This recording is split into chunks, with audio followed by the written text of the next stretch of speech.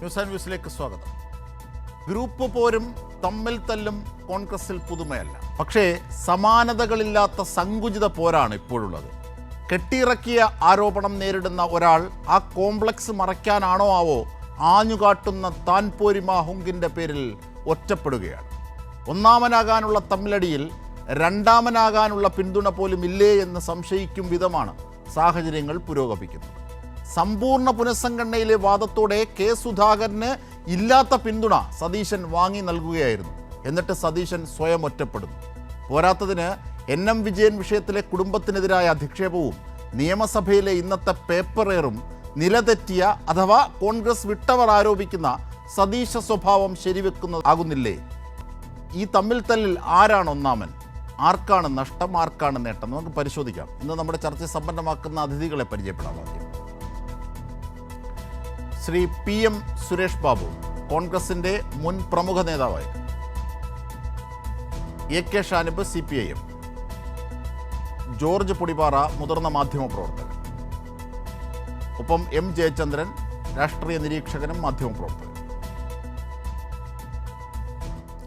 ആദ്യം Shri George പൊടിപ്പാറയിലേക്ക്. Shri George Podippara, ഈ സമ്പൂർണ്ണ പുനഃസംഘടനാ ആവശ്യം സതീശൻ മുമ്പോട്ട് വെക്കുന്നു. അതായത് കെ സുധാകരനെ മാറ്റണമെന്ന് പച്ച മലയാളം. ആ ആവശ്യത്തിന് ശേഷമാണ് ഇത്രയേറെ വലിയൊരു സംഘർഷം കോൺഗ്രസിൽ പ്രകടമാം വിധം ഉണ്ടാകുന്നത്. രാഷ്ട്രീയകാര്യ സമിതി മാറ്റിവെക്കുന്നു, പിന്നീട് അത് ചേരുന്നു. അതിനുശേഷം സംയുക്ത വാർത്താ സമ്മേളനം വിളിച്ചിട്ട് പോലും 2 നേതാക്കന്മാരും തിരുവനന്തപുരത്തുണ്ടായിട്ടും എത്തുന്നില്ല. അതിനു മുമ്പുള്ള ഉന്നതാധികാര സമിതി യോഗത്തിൽ നിന്ന് കെ സുധാകരൻ വിട്ടുനിൽക്കുന്നു. അതിനു മുമ്പുള്ള KPCയുടെ യോഗത്തിൽ നിന്ന് സതീശൻ വിട്ടുനിൽക്കുന്നു. ഇങ്ങനെയൊക്കെയുള്ള സംഘർഷങ്ങൾക്കിടയിലാണ് ഇപ്പോഴത്തെ പല വാദങ്ങളും പുരോഗമിക്കുന്നത്. എങ്ങനെയാണ് ഈ കോൺഗ്രസിലെ ഇപ്പോഴത്തെ തമ്മിൽ തല്ല് കാണുന്നത്? ആൻ്റണി കരുണാകരൻ കാലത്തെ ആ ഗ്രൂപ്പ് പോരിൻ്റെ ഒരു തുടർച്ചയായൊന്നും കാണാനാകാത്ത വിധം ഇത് സങ്കുചിതമാകുന്നൊരു ഘടകമുണ്ട് അല്ലേ?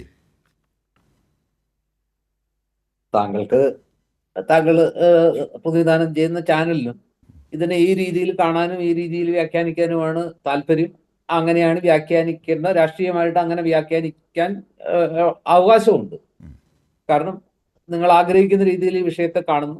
നിങ്ങൾ ഒരുപക്ഷെ ഇത് കുറെ കൂടി മുറുകണമെന്നും അങ്ങനെ തമ്മിൽ തല്ലി ഈ പാർട്ടിക്ക് എന്തെങ്കിലും മുന്നണിക്കോ എന്തെങ്കിലും സാധ്യത ഉണ്ടെങ്കിൽ അതൊക്കെ അതുവഴി ഇല്ലാതാകണമെന്നും ഒക്കെ ആഗ്രഹിക്കുന്നത് രാഷ്ട്രീയമായിട്ട് താങ്കളുടെ ചാനലിന്റെ രാഷ്ട്രീയ താല്പര്യം അനുസരിച്ച് സ്വാഭാവികമാണ്. ഞാനതിനെ കുറ്റം പറയാനില്ല. അതാണല്ലോ അതിന്റെ നിങ്ങളുടെ ഒരു കാഴ്ചപ്പാട്. പക്ഷെ ഇവിടെ മനസ്സിലാക്കേണ്ട ചില കാര്യങ്ങളുണ്ട്. ഇപ്പൊ CPM പോലുള്ള ഒരു രാഷ്ട്രീയ പാർട്ടി അല്ല കോൺഗ്രസ് എന്ന് പറയുന്നത്.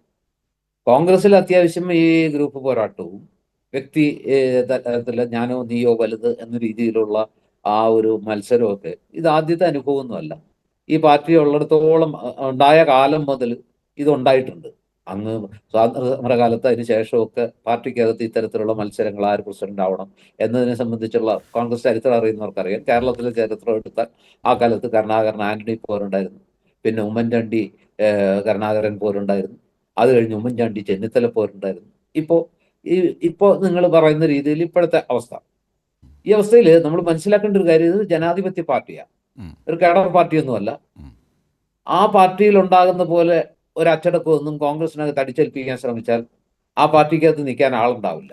ഇതിന്റെ ഒരു അയഞ്ഞ ചട്ടക്കൂടും കുറെ കൂടി വിയോജിക്കാനും അഭിപ്രായം പറയാനുള്ള ഒരു അവകാശവും സ്വാതന്ത്ര്യവും ഒക്കെയാണ് ഈ CPM-ലോ CPI-ലോ ഒന്നും ചേരാതെ ഇത്തരം പാർട്ടികളിൽ നിന്ന് മാറി കോൺഗ്രസ്സിൽ കുറച്ചുകൂടി ജനാധിപത്യപരമായും അതേതരത്തിൽ വിശ്വസിക്കുന്ന എന്ന അഭിപ്രായ സ്വാതന്ത്ര്യത്തിൽ ഉരുക്കുമറയും ചട്ടക്കൂടൊന്നും ഇല്ലാത്ത കോൺഗ്രസ് പോലുള്ളൊരു പ്രസ്ഥാനത്തിൽ പ്രവർത്തിക്കാനും അതിൽ ചേർന്ന് നിൽക്കാനും ഒക്കെ ആളുകളെ പ്രേരിപ്പിക്കുന്നു. അപ്പൊ അതുകൊണ്ട് കോൺഗ്രസിനകത്ത് അഭിപ്രായ വ്യത്യാസങ്ങൾ ഉണ്ടാകാൻ പാടില്ല, അല്ലെങ്കിൽ ഉണ്ടായാൽ ഉടനെ ആ പാർട്ടി നശിച്ച് മണ്ണടിയാൻ പോവുകയാണെന്നൊക്കെ പറയുന്നത് വളരെ എന്താ പറയുക, വളരെ കടുത്ത മോഹങ്ങളാണ്. അങ്ങനെയൊന്നും ഈ പറഞ്ഞ രീതിയിൽ നശിക്കാനായിരുന്നെങ്കിൽ ഇത് എന്നേ നശിച്ചു പോയാൽ. അപ്പൊ അങ്ങനെയൊന്നും ഈ പാർട്ടി ഇല്ലാതാകുന്നില്ല. ഇതിനകത്ത് ഇപ്പൊ സ്വാഭാവികമായിട്ടൊരു പ്രശ്നമുണ്ട്. വരാനിരിക്കുന്ന തെരഞ്ഞെടുപ്പ് 2026 നിയമസഭാ തെരഞ്ഞെടുപ്പിൽ മുഖ്യമന്ത്രിയാകാൻ, രാഷ്ട്രീയം എന്ന് പറയുന്നത് കന്യാസ്ത്രീമാരുടെ കൊന്ത നമസ്കാരം പോലെ വളരെ നിഷ്കളങ്കമായ ഒരു പ്രവൃത്തിയൊന്നുമല്ലല്ലോ. അതിനകത്ത് മോഹങ്ങളുണ്ട്, അത്യാവശ്യം പദവികളിൽ എത്താനുള്ള ഒരു ആഗ്രഹം ഉണ്ടൊക്കെ തന്നെയാണ് രാഷ്ട്രീയ പ്രവർത്തനം നടത്തുന്നത്. സ്ഥാനങ്ങൾ വേണം, പദവികൾ വേണം, അധികാരം വേണം, ഇതൊക്കെ ഏത് പാർട്ടിയിലുള്ളതാണ്. ഇതൊന്നുമില്ലാത്ത മോഹമുക്തരായതിനൊക്കെ അപ്പുറത്ത് ഈ പറഞ്ഞ പ്രത്യയശാസ്ത്ര പ്രതിബദ്ധത കൊണ്ട് മാത്രം ഒരു കമ്മ്യൂണിസ്റ്റ് പാർട്ടിയിൽ പ്രവർത്തിക്കുന്ന ആളുകൾക്കൊന്നും ഇതൊന്നുമില്ലേ? പാർലമെന്ററി വ്യാമോഹം എന്തുകൊണ്ടാണ് കമ്മ്യൂണിസ്റ്റ് പാർട്ടി അതിന്റെ സ്വയം പരിശോധനകളിലും അതിന്റെ എന്താ പറയുക സംസ്ഥാന സമ്മേളനത്തിലും പ്ലീനറി സമ്മേളനത്തിലും ഒക്കെ വീണ്ടും വീണ്ടും സഖാക്കൾക്ക് പാർലമെന്ററി വ്യാമോഹം കൂടുന്നു? അതിന്റെ പേരിൽ പാർട്ടിയുടെ ആ ഒരു എന്താ പറയുക ചട്ടക്കൂട് പോകുന്നു, അല്ലെങ്കിൽ പാർട്ടിയുടെ അച്ചടക്കം നഷ്ടപ്പെടുന്നു. ഇന്നൊക്കെ നമ്മളും ലഭിക്കാറില്ലേ, പലപ്പോഴും ചൂണ്ടിക്കാണിക്കാറില്ലേ? അപ്പോൾ അത്രയൊക്കെ ഒരു ചട്ടക്കൂടുള്ള ഒരു പാർട്ടിയിലല്ലാതെ കോൺഗ്രസ് പോലുള്ള ഒരു പാർട്ടിയിലാവുമ്പോൾ സ്വാഭാവികമായിട്ട് ഇതൊക്കെ ഉണ്ടാകും. അത് ഒരു പരിധിയൊക്കെ കഴിയുമ്പോൾ അതിനൊരു ഓട്ടോമാറ്റിക് മെക്കാനിസം ഉണ്ട്, അവിടെ വെച്ച് അത് നിൽക്കുകയും ചെയ്യും. കാരണം അതങ്ങനെയാണത്, ഇതുവരെ നമ്മൾ കണ്ടിട്ടുള്ള കാഴ്ച അതാ.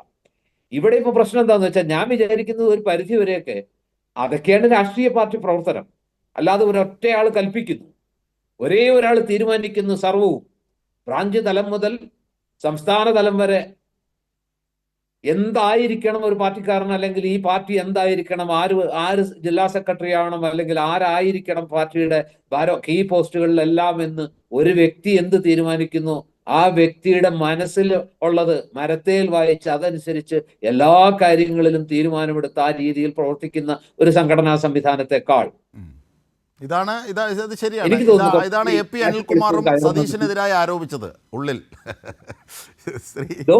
ഇതാണ് സതീശനെതിരെ. അതേ സതീശനെതിരെ രാഷ്ട്രീയകാര്യ സമിതി യോഗത്തില് നിങ്ങൾ വിശ്വസിക്കാമെങ്കിൽ എ പി അനിൽകുമാർ പറഞ്ഞു, സതീശൻ പറഞ്ഞു കഴിഞ്ഞ തവണ 21 സീറ്റ് കിട്ടിയിട്ടുള്ളൂ. പറയുന്നതാണ് കേട്ടോ, ഇതൊക്കെ കേട്ടവരാരാന്നൊന്നും എനിക്കറിയില്ല, ഞാൻ കേട്ടിട്ടില്ല. എങ്കിലും പുറത്തു വന്ന മാധ്യമ വാർത്തകൾ വെച്ച് ഞാൻ പറയാണ്, 21 സീറ്റ് ഉള്ളു കഴിഞ്ഞ തവണ കോൺഗ്രസിന്. അതൊരു 63 സീറ്റെങ്കിലും ആക്കാൻ ആ സാധ്യതയുള്ള 63 സീറ്റുകളിൽ കോൺസെൻട്രേറ്റ് ചെയ്ത് പ്രവർത്തിക്കണം എന്ന് സതീശൻ പറയുന്നു. അത് പറഞ്ഞു തുടങ്ങിയപ്പോൾ എ പി അനിൽകുമാർ അതിനെ ഖണ്ഡിച്ചുകൊണ്ട് ചോദിക്കുന്നു, ഈ 63 സീറ്റ് നിശ്ചയിക്കാൻ നിങ്ങൾ ആരാണ് നിങ്ങൾ? ആ 63 സീറ്റ് സെലക്ട് ചെയ്തത് നിങ്ങളാണോ? അല്ലെങ്കിൽ നിങ്ങളാണോ സെലക്ട് ചെയ്യേണ്ടത്? കൂട്ടായി പറയണം എന്ന് പറഞ്ഞുകൊണ്ട് അതിനെ ഉടക്കിടുന്നു. സതീശനോട് സംസാരം നിർത്തുന്നു. പിന്നീട് അദ്ദേഹം ഇരിക്കുന്നു. ഇതോടുകൂടി അവിടെ ഈ പ്രശ്നം ഉണ്ടാവുന്നു. ഞാനിപ്പോഴും വിശ്വസിക്കുന്നത് വെച്ചാൽ എ പി അനിൽകുമാറിനെ പോലെ ഒരാള് ഈ പറയുന്ന രീതിയിൽ സംസാരിക്കാൻ പോകുന്ന ഒരാളാണെന്ന് എനിക്ക് വ്യക്തിപരമായിട്ട് അദ്ദേഹത്തെ പോലും പ്രകോപിപ്പിച്ചു. ആ സ്വേച്ഛാധിപത്യ പ്രവണത അദ്ദേഹത്തെ പോലും പ്രകോപിപ്പിച്ചു. അതാണ് പൊതുവിൽ അത് ഈ പറഞ്ഞ ഇതാണ് നിങ്ങൾ റിപ്പോർട്ട് ചെയ്തതിലെ വിഷയമെങ്കിൽ, ഒരു രാഷ്ട്രീയ പാർട്ടിയുടെ ഉത്തരവാദിത്തപ്പെട്ട സ്ഥാനത്തിരിക്കുന്ന, അല്ലെങ്കിൽ പ്രത്യേകിച്ചും അതിന്റെ ഇലക്ഷൻ മാനേജ്മെന്റുകളിൽ ഏറ്റവും നിർണായക പങ്കുവഹിക്കുന്ന പ്രതിപക്ഷ നേതാവായിട്ടുള്ള ഒരാൾ, നമുക്കറിയാം കഴിഞ്ഞ കാലങ്ങളിൽ നടന്ന ഉപതെരഞ്ഞെടുപ്പുകളിലെല്ലാം ആ തെരഞ്ഞെടുപ്പ് വിജയങ്ങളുടെ എല്ലാം അണിയറയിൽ ഏറ്റവും വലിയ കീ ഫാക്ടറായിട്ട് പ്രവർത്തിച്ച വി ഡി സതീശൻ പറയാണ്, നമുക്ക് അടുത്ത തവണ തെരഞ്ഞെടുപ്പിൽ വിജയിക്കണം. കോൺഗ്രസ് ഈ പറഞ്ഞ 21 സീറ്റിൽ നിന്നിട്ട് കാര്യമില്ല, മിനിമം ഒരു 45 സീറ്റിന് മുകളിലേക്ക് പോയാലേ അധികാരം കിട്ടൂ, അല്ലെങ്കിൽ അധികാരത്തെ കുറിച്ച് ആലോചിക്കാൻ അറിയാവുന്ന കാര്യമാണ്. അപ്പൊ അത് അത്ര വലിയൊരു അപരാധമൊന്നും അല്ലല്ലോ. അല്ല അത് അപരാധമല്ല. പക്ഷേ ആ അപരാധത്തിന് ഒരു ചട്ടക്കൂട്, നേരത്തെ താങ്കൾ സൂചിപ്പിച്ച ഈ ജനാധിപത്യ പാർട്ടി എന്ന് പറഞ്ഞത് തെരഞ്ഞെടുപ്പ് പോലും നടത്താനാകാത്തൊരു പാർട്ടി എങ്ങനെ ജനാധിപത്യ പാർട്ടി എന്നുള്ളതാണ്. പിന്നീട് ഒരു ചാനലിൻ്റെ രാഷ്ട്രീയത്തെക്കുറിച്ച് പറഞ്ഞു. ഇന്ന് രാഷ്ട്രീയമില്ലാത്ത ഏതെങ്കിലും ഒരു ചാനൽ കേരളത്തിലോ ഇന്ത്യയിലോ ഉണ്ടോ എന്നുള്ളത് കൂടി ഞാൻ താങ്കളോട് സംശയമായി ചോദിക്കുകയാണ്. പത്രത്തിലും താങ്കൾ പ്രവർത്തിച്ച അച്ചടി മാധ്യമത്തിലും ദൃശ്യമാധ്യമത്തിലും ആ അത് ഏതെങ്കിലും ഒരു പത്രമോ ചാനലോ രാഷ്ട്രീയമില്ലാത്തവരുണ്ടോ എന്ന ചോദ്യമാണ് ഞാൻ താങ്കളോട് കൊടുക്കുന്നത്. ഞാൻ അതിലേക്കെത്താം, നമുക്ക് ചർച്ചയിലേക്കെത്താം. ശ്രീ പി എം സുരേഷ് ബാബു ഉണ്ട്, എം ജയചന്ദ്രനുണ്ട്. ഇപ്പോൾ നമ്മോടൊപ്പം കോൺഗ്രസ് വിട്ട് CPIM-ൽ ചേർന്ന AK ഷാനിബുണ്ട്. ഷാനിബിലേക്ക് പോകുന്നതിന് മുമ്പ്, ഷാനിബ്, മറ്റൊരു വിഷയത്തിൻ്റെ മാനദണ്ഡത്തിൽ നിയമസഭയിൽ നടന്നതാണെങ്കിലും വി ഡി സതീശൻ എന്ന പ്രതിപക്ഷ നേതാവിൻ്റെ ഈ പെരുമാറ്റം ഞാനൊന്ന് കാണിക്കാം. ആ വി ഡി സതീശൻ ഇന്ന് നിയമസഭയിൽ പെരുമാറിയ ഒരു രീതിയുടെ ഒരു ശകലം.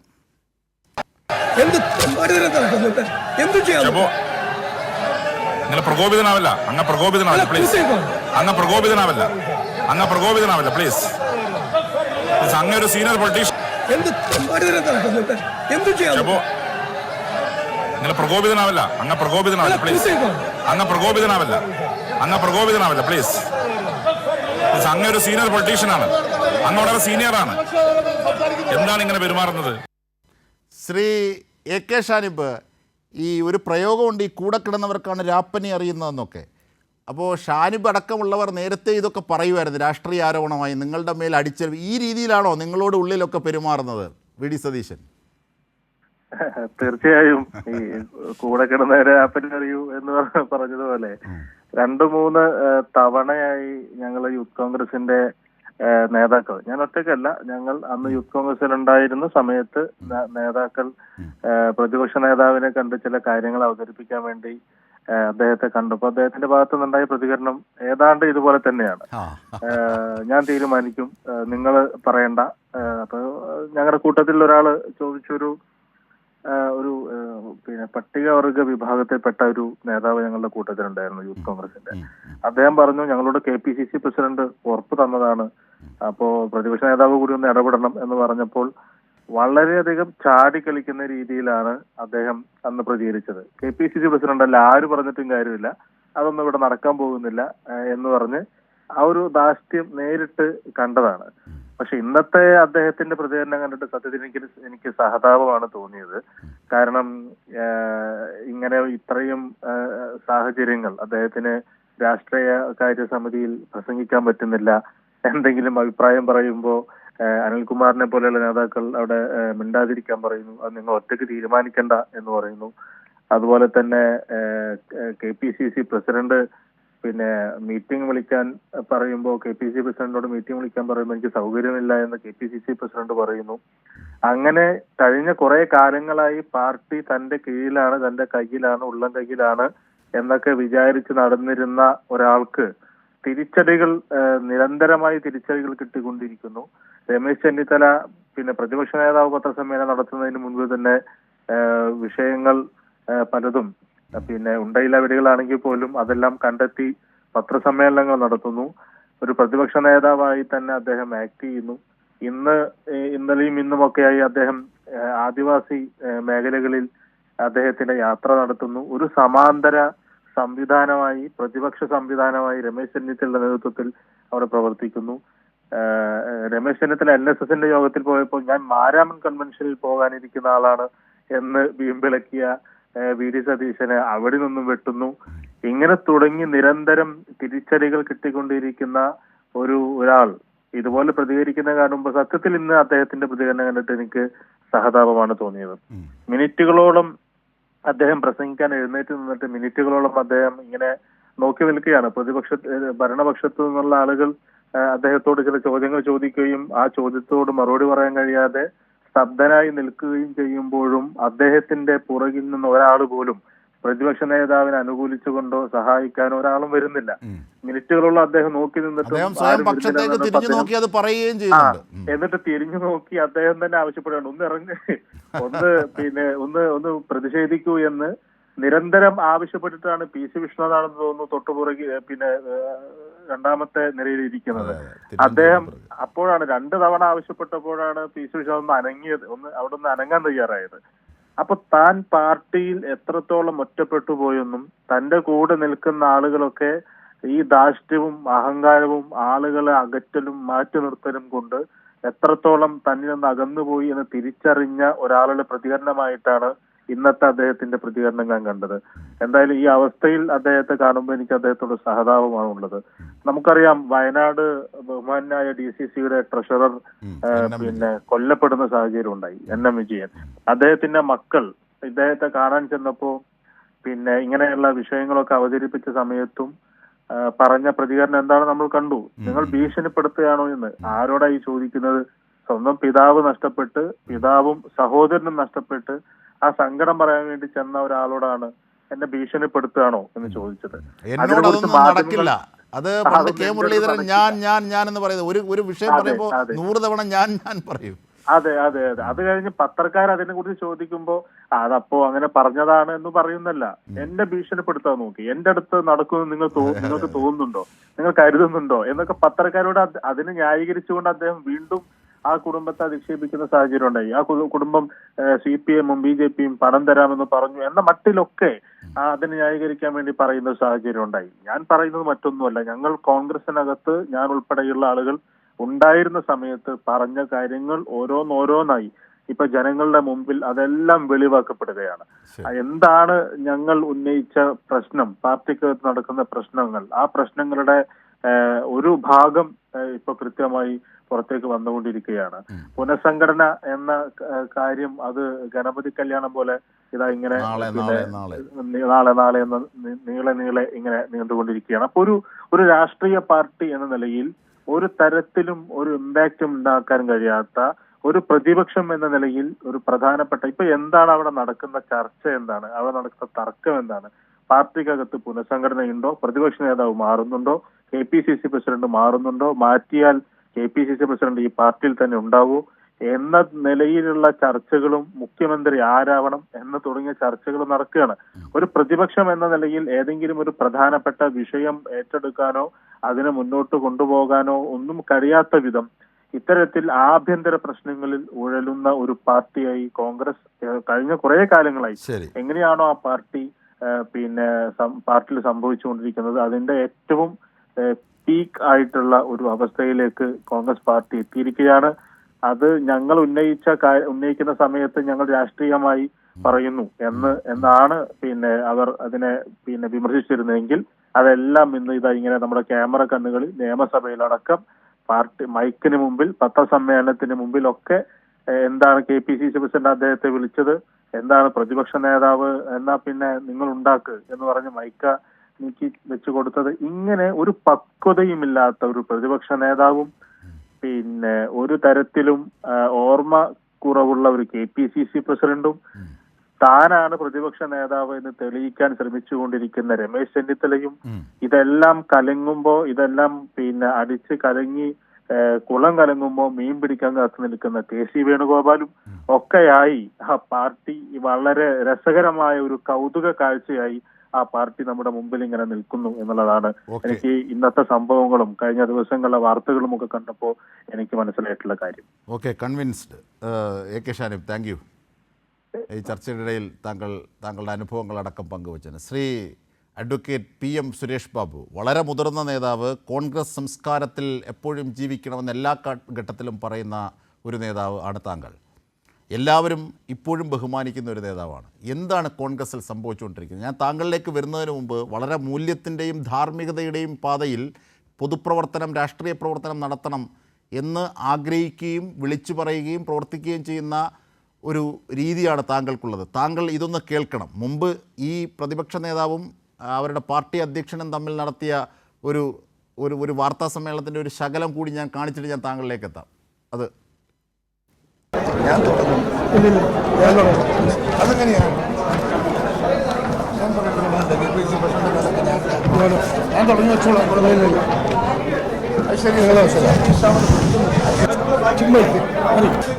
ഞാനൊരു പ്രതികരണം പറഞ്ഞു പറഞ്ഞോളൂ.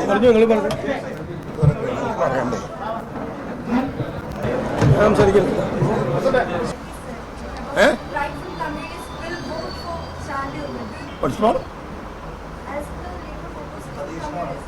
എന്നോടല്ല നേരത്തോടെ എവിടെയുള്ളതെന്ന് പത്രക്കാരോട് പറഞ്ഞിട്ട് എന്തൊരു മോശമാണ്.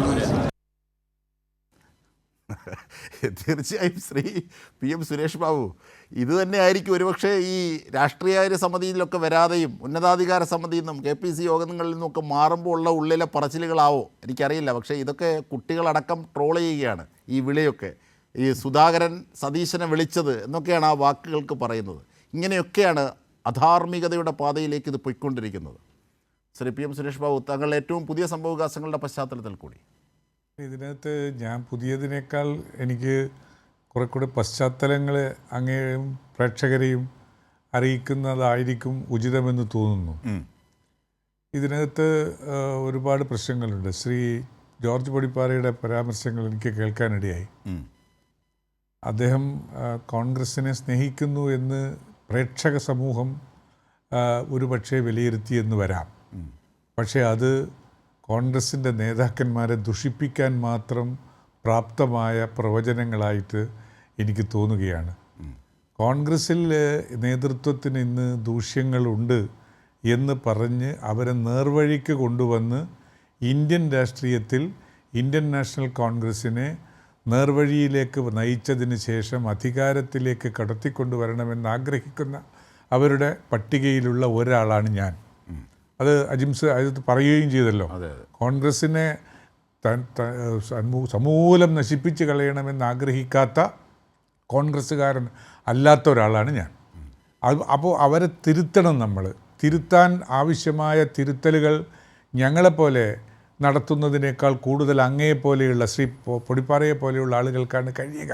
നിങ്ങളീ ചെയ്യുന്നത് സമൂഹത്തിൽ നിങ്ങൾക്ക് ദോഷമേ വരുത്തൂ എന്ന് അവരെ ഉപദേശിക്കണം. ആ ഉപദേശിക്കുന്നതിന് പകരം ഇതൊക്കെ പാരമ്പര്യങ്ങളാണ്, ഇതൊക്കെ ഇതിൻ്റെ വാക്കുകളാണ്. കോൺഗ്രസ്സിന് മറ്റൊരു മറുമരുന്നില്ലാത്ത കാലത്ത് നെഹ്റുവും പട്ടേലുമൊക്കെ അപ്പുറവും ഇപ്പുറവും ഒക്കെ ആലോചിച്ച് വ്യത്യസ്ത ചേരികളിൽ ഇരുന്നതിനെ കൊണ്ട് അത് ഇപ്പോഴും ഈ സതീശനും അതുപോലെ സുധാകരനും ആയിക്കൊള്ളട്ടെ എന്ന് പറയുന്നതിൻ്റെ മുകളിൽ വരാനിരിക്കുന്നത് അപ്പുറത്ത് രാജ്യത്തിൻ്റെ ജനാധിപത്യത്തോട് ബന്ധമില്ലാത്ത, രാജ്യത്തിലെ മതേതരത്വത്തോട് സ്നേഹമില്ലാത്ത, അല്ലെ മതേതരത്വം വേണ്ടെന്ന് പറയുന്ന സോഷ്യലിസ്റ്റ് ചിന്താഗതി ഒറ്റുപോലും ഇല്ലാത്ത ഒരു രാഷ്ട്രീയ പ്രസ്ഥാനം സംഹാര താണ്ഡവമാടുന്നത് നമ്മൾ കാണുന്നുണ്ടോ? അതിനുണ്ടാക്കുന്ന രാഷ്ട്രീയ സംഹിതയിൽ കോൺഗ്രസ് ആണ് നേതൃത്വം വഹിക്കുന്നത് എന്ന യാഥാർത്ഥ്യം ഉൾക്കൊള്ളുന്ന ഒരു പൊതുപ്രവർത്തകൻ എന്ന നിലയിൽ അവരെ തിരുത്തേണ്ടത് നമുക്കിന്ന് അത്യാവശ്യമായ ഒരു വസ്തുതയാണ്. ഇവിടെ ഇപ്പോൾ അതൊരു പൊതുവായ ഒരു സ്റ്റേറ്റ്മെൻറ്റായി നമ്മൾ എടുക്കുക. ഇപ്പോൾ വന്നിരിക്കുന്ന പ്രശ്നങ്ങൾ എന്താണ്? കേരളത്തിലെ കോൺഗ്രസ്സിന് ചില വസ്തുതകൾ നമ്മൾ എടുക്കേണ്ടതായിട്ടുണ്ട്. കാര്യങ്ങൾ കുറേയും കൂടി ഉള്ളിലേക്ക് ചെന്ന് പരിശോധിച്ചാൽ ഞാൻ ഓർമ്മിക്കുന്നു 2021 നിയമസഭയിൽ ഇപ്പോൾ ഇവിടെ സൂചിപ്പിച്ചല്ലോ 21 MLA-മാർ കോൺഗ്രസ്സിന് മാത്രമായിട്ട് കിട്ടി. അതിന് നേതാവിനെ തിരഞ്ഞെടുക്കുന്നതിന് വേണ്ടി ഇന്നത്തെ കോൺഗ്രസ് പ്രസിഡൻ്റായ, അന്ന് അദ്ദേഹം കോൺഗ്രസ് പ്രസിഡൻ്റായ ശ്രീ മല്ലികാർജുന ഖാർഗെയുടെ നേതൃത്വത്തിൽ ഒരു ടീം ഇവിടെ കേരളത്തിൽ വന്ന് ഒപ്പീനിയൻ എടുക്കുമ്പോൾ അപ്പോൾ പല നേതാക്കന്മാരും അവരോട് വ്യക്തിപരമായി ചോദിച്ചു, നിങ്ങൾക്ക് വല്ല മാൻഡേറ്റുമുണ്ടോ? ഇന്നയാളെ ആക്കണമെന്ന് ഹൈക്കമാൻഡിൻ്റെ ഭാഗത്ത് നിന്ന് നിർദ്ദേശങ്ങളുണ്ടോ? ഉണ്ടെങ്കിൽ ഞാനും ഒന്നും ഈ രംഗത്തേക്ക് വരികയില്ല. നിങ്ങൾ ആരെയാണോ തിരഞ്ഞെടുക്കണം എന്ന് ഹൈക്കമാൻഡ് പറഞ്ഞിട്ടുള്ളത് അവരുടെ പേര് ഞങ്ങളങ്ങ് പറഞ്ഞേക്കാം എന്ന് ഹൈക്കമാൻഡിൻ്റെ പ്രതിനിധികളോട് പറഞ്ഞിട്ടുള്ള 3-4 നേതാക്കന്മാരെ എനിക്ക് നേരിട്ടറിയാവുന്നതാണ്. അത് പകരം അപ്പോൾ അവർ പറഞ്ഞത് എന്താ? ഒരു കമാൻഡും ഇല്ല, ഞങ്ങൾക്കൊരു നിർദ്ദേശവും ഇല്ല, ഞങ്ങളെടുത്തൊരു മാൻഡേറ്റിനും ആരും പറഞ്ഞിട്ടില്ല, നിങ്ങൾക്ക് ഫ്രീ ആയി പറയാം. ആ ഫ്രീ ആയി പറഞ്ഞതിനകത്ത് ഫ്രീ ആയി ആളുകൾ പറയാൻ തുടങ്ങി. ഫ്രീ ആയി പറഞ്ഞതിൽ ഭൂരിപക്ഷം കിട്ടിയ ആളല്ല ഇന്നത്തെ 21 ഭൂരിപക്ഷം കിട്ടിയ ആളല്ല ഇന്നത്തെ പ്രതിപക്ഷ നേതാവ് എന്നാണ് എനിക്ക് വസ്തുതാപരമായി പറയാനുള്ളൊരു കാര്യം. അതൊരു വസ്തുതയായിട്ട് അവിടെ കിടക്കുകയാണ്. മറ്റൊന്ന്, KPCC പ്രസിഡന്റ് അതിനു മുമ്പേയും തിരഞ്ഞെടുക്കപ്പെട്ടിട്ടുള്ള ഒരാളാണ്.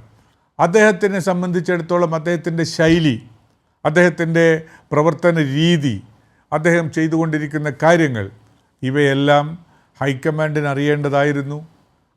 അത്തരമൊരു ആളുകളെ ആയിരുന്നില്ല കേരളത്തിലെ കോൺഗ്രസിൻ്റെ പാർട്ടി നേതൃത്വത്തിലേക്ക് കൊണ്ടുവരേണ്ടിയിരുന്നത് എന്ന ബോധ്യം ഹൈക്കമാൻഡിനില്ലാതെ പോയി, അല്ലെങ്കിൽ അദ്ദേഹത്തിന് വേണ്ടി ലോബി ചെയ്ത ആളുകൾക്ക് ഇല്ലാതെ പോയി. അതിൻ്റെയും ദൂഷ്യം ഇന്ന് അനുഭവിക്കുകയാണ്. അനുഭവിക്കുന്നതിൻ്റെ വെളിച്ചത്തിലാണ് ധാരാളം ആളുകൾക്ക് കോൺഗ്രസ് പ്രവർത്തനത്തിൽ മതിയാക്കി മറ്റിടങ്ങളിൽ അവരുടെ ഒരു ആത്മസംതൃപ്തിക്ക് വേണ്ടിയുള്ള പ്രവർത്തന മേഖലകൾ കണ്ടെത്തേണ്ടി വന്നിട്ടുള്ളത്.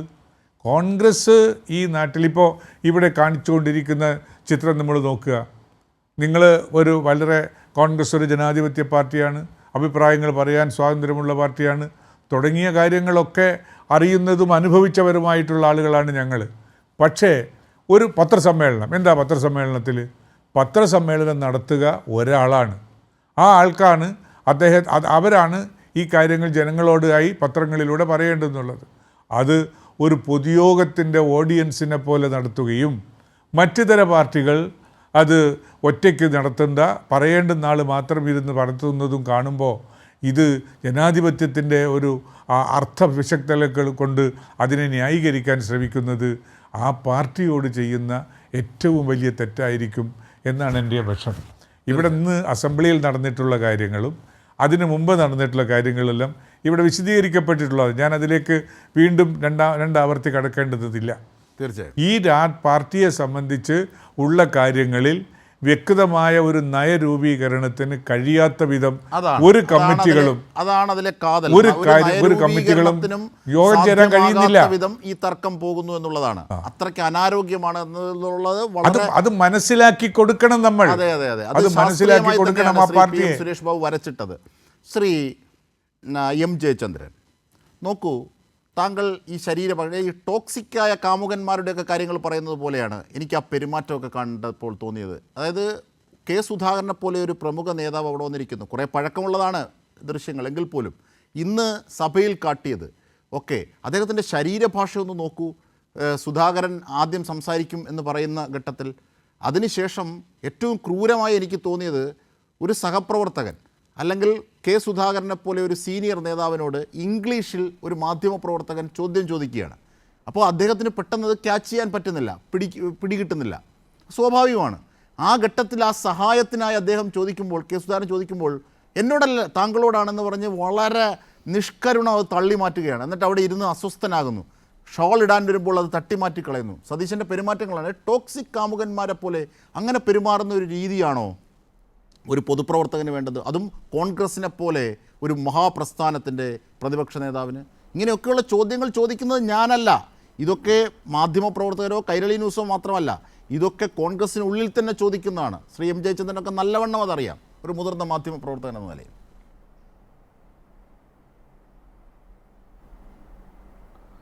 അജിംഷാദെ, താങ്കളുടെ ചോദ്യത്തിലേക്ക് അതിൻ്റെ മറുപടിയിലേക്ക് വരുന്നതിന് മുമ്പ് മറ്റു ചില കാര്യങ്ങൾ കൂടെ പരാമർശിക്കേണ്ടതുണ്ട് എന്ന് തോന്നുന്നു.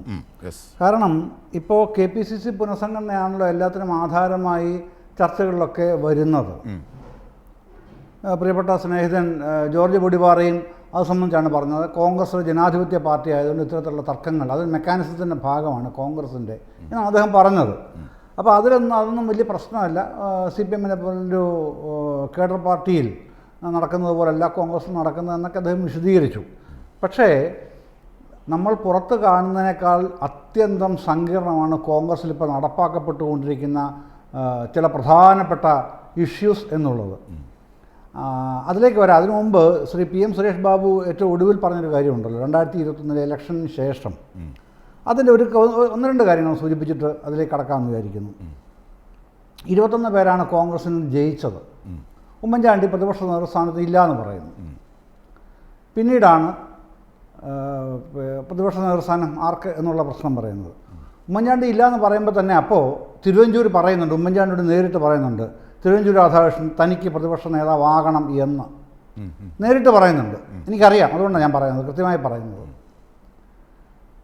ഉമ്മൻചാണ്ടിയുടെ വൈമുഖ്യം മനസ്സിലാക്കിക്കൊണ്ട് തന്നെ ഉമ്മൻചാണ്ടി പ്രപ്പോസ് ചെയ്യാൻ സാധ്യതയില്ലാന്ന് മനസ്സിലാക്കിക്കൊണ്ട് തന്നെ തിരുവഞ്ചൂർ രണ്ടാമതൊരു പേരും കൂടെ പറയുന്നു, എന്നാൽ PT-യെ പരിഗണിക്കണം എന്നെ ഇല്ലെങ്കിൽ, അന്തരിച്ച PT തോമസിനെ. രണ്ട് പേരുടെയും പേര് പറയാൻ ഉമ്മൻചാണ്ടി തയ്യാറായില്ല. ഉമ്മൻചാണ്ടി തയ്യാറായത് രമേശ് ചെന്നിത്തലയുടെ പേരാണ് അദ്ദേഹം നിർദ്ദേശിക്കാൻ തയ്യാറായത്. പക്ഷേ അതിനെ മറികടന്ന് VD സതീശനെയാണ് ഹൈക്കമാൻഡ് അല്ലെങ്കിൽ KC വേണുഗോപാൽ നിശ്ചയിച്ചത്. അതാണ് 2021 വസ്തുതയായിട്ട് നിൽക്കുന്ന പ്രധാനപ്പെട്ട കാര്യം. ഇപ്പോൾ ഇവിടുത്തെ പ്രശ്നത്തിൽ എല്ലാവരും പറഞ്ഞിരുന്നുവെങ്കിൽ താൻ നേരത്തെ മാറി നിന്നേനെ, പക്ഷേ ഇതെല്ലാവരും പറഞ്ഞു താൻ തന്നെ തുടരൂ എന്ന് പറഞ്ഞതിൻ്റെ അടിസ്ഥാനത്തിലാണ് നിന്നത്. എന്നിട്ട് അവസാനം എന്നെ അവിടെ നിന്ന് കണ്ടോൺമെൻറ് ഹൗസിൽ നിന്ന് ഇറക്കി വിടണ്ടായിരുന്നു എന്ന് വളരെ വൈകാരികമായി പ്രതികരിച്ചത്രേ രമേശ് ചെന്നിത്തല. തുടരാം സാർ, താങ്കൾ. അതെ അതെ അതെ അതെ അതെ അതെ അല്ല, അങ്ങനെ ആ പുള്ളി ഈ കണ്ണീരണിഞ്ഞ് പോവുകയും പിന്നെ കുറച്ച് നാളത്തേക്ക് പൊതുരംഗത്ത് തന്നെ, കുറച്ച് നാളത്തേക്കെന്ന് പറഞ്ഞാൽ ഒരുപാട് കാലത്തേക്കല്ല, ഏതാണ്ട് ഒരു 3 ആഴ്ചയോളം അദ്ദേഹം പുറത്തു പോലും പ്രത്യക്ഷപ്പെടാതിരിക്കുകയും ചെയ്ത അവസ്ഥ അന്നുണ്ടായിട്ടുണ്ട് രമേശ് ചെന്നിത്തലയ്ക്ക്. അത് മറ്റൊരു കാര്യം. ഇപ്പോൾ ഈ KPCC പുനഃസംഘടന എന്നുള്ളതിനേക്കാൾ വളരെ ഉപരിയായി പ്രശ്നം അജിംഷാദെ നിൽക്കുന്നത് മറ്റൊന്നിലാണ്. മറ്റൊന്നിലെന്ന് പറഞ്ഞാൽ KPCC പുനഃസംഘടന എന്തായാലും നടക്കും, അതെല്ലാവർക്കും ഉറപ്പുള്ള കാര്യമാണ്. അതിൻ്റെ അകത്ത് തനിക്ക് സ്വന്തം നിലയ്ക്ക് പറ്റില്ല എന്ന് KPCC പ്രസിഡന്റ് കെ സുധാകരൻ അറിയാം. കാരണം അദ്ദേഹത്തിന് കലശലായ ഈ ഓർമ്മക്കുറവിൻ്റെ പ്രശ്നമുണ്ട്. ചിലപ്പോഴൊക്കെ കടുത്ത ഈ നമ്മുടെ ഈ ഇതുണ്ടല്ലോ, ഏതാണ് ഈ ഞരമ്പിൻ്റെ പ്രശ്നമുള്ള ആ പ്രശ്നം അതുണ്ട്. അത്തരത്തിലുള്ള കാര്യങ്ങൾ ഒക്കെ ഉള്ളതാണ്. അദ്ദേഹത്തിന് ഒരുപാട് വ്യക്തിപരമായ ബുദ്ധിമുട്ടുകളുണ്ട്. അദ്ദേഹം ഏത് സമയത്തും വേറൊരാളെ നിശ്ചയിച്ചാൽ മാറിക്കൊടുക്കുന്നതിന് ഒരു പരാതിയോ പരിഭവമുള്ള ആളല്ല. ഇന്നത്തെ വാർത്താ സമ്മേളനത്തിൽ അദ്ദേഹം ആ നിലപാട് വ്യക്തമാക്കിയിട്ടുണ്ട്. പക്ഷേ അതല്ല പ്രശ്നം. ഇവിടെ ഈ തെരഞ്ഞെടുപ്പ് വരാൻ പോകുന്നു അടുത്ത വർഷം തെരഞ്ഞെടുപ്പ് വരാൻ പോകുമ്പോഴേക്ക് ഇപ്പോഴേ കളത്തിൽ നിറഞ്ഞു നിൽക്കാനായിട്ടുള്ള വ്യഗ്രതയിൽ പിന്നെ 3 പേര് കേരളത്തിലെ കോൺഗ്രസ്സിൽ പ്രത്യേകിച്ചും എടുത്തു പറയുമ്പോൾ നായർ മുഖങ്ങൾ എന്ന നിലയിൽ തന്നെ അവതരിപ്പിക്കപ്പെട്ടിരിക്കുന്നു എന്നുള്ളതാണ് ശ്രദ്ധേയമായ കാര്യം. അതിൽ പിന്നെ നായർ കമ്മ്യൂണിറ്റിയിൽ നിന്ന് A search from within the party എന്ന് തന്നെ പറയണം. A search from within the പാർട്ടിയാണ് ഏത് NSS നോക്കിയത്. അപ്പോൾ അവർക്ക് സ്വീകാര്യനായി തോന്നിയ ആളാണ് രമേശ് ചെന്നിത്തല. അവർ രമേശിനെ ലിഫ്റ്റ് ചെയ്തു. ആ ലിഫ്റ്റ് ചെയ്തപ്പോൾ സ്വാഭാവികമായും ഡിസ്കാർഡ് ചെയ്തത് ആരെയാണ്? ഒഴിവാക്കിയത് VD സതീശനെയാണ്. ഞാൻ അന്നും ചർച്ചകളിൽ കൈരളിയിൽ ഉൾപ്പെടെ ആ സമയത്ത് ചർച്ച ചെയ്ത ചാനലുകളിലെല്ലാം പറഞ്ഞിട്ടുണ്ട്, വെള്ളാപ്പള്ളിയുടെ രമേശ് ചെന്നിത്തലയുള്ള പ്രേമം അതിൻ്റെ അകത്ത് യാതൊരു അടിസ്ഥാനവുമില്ല, എനിക്ക് വ്യക്തിപരമായി അറിയുന്നതും കൂടെയാണ്. അത് തൽക്കാലം ഒരു തിരി വെക്കുക, ഒരു ട്വിസ്റ്റ് ഉണ്ടാക്കുക, വാർത്തകളിൽ ഒരാഴ്ചക്കാലത്തേക്ക് നിറഞ്ഞു നിൽക്കുക എന്നതിനപ്പുറത്തേക്ക് വെള്ളാപ്പള്ളിക്ക് രമേശ് ചെന്നിത്തലയോട് ഒരു പ്രേമവുമില്ല എന്ന് ഞാൻ അന്നും പറഞ്ഞു, ഇന്നും അത് തന്നെ ആവർത്തിച്ച് പറഞ്ഞു. നായർ മുഖത്തെ തെരഞ്ഞെടുക്കുകയായിരുന്നു. അല്ല, അത് മറ്റൊരു ആസ്പെക്റ്റാണ്, നമുക്കതിലേക്ക് ഇപ്പോൾ പോകുന്നില്ലല്ലോ, അതുകൊണ്ട് ഞാൻ അങ്ങോട്ട് വരുന്നില്ല. പക്ഷേ ഇതാണ് പ്രശ്നം.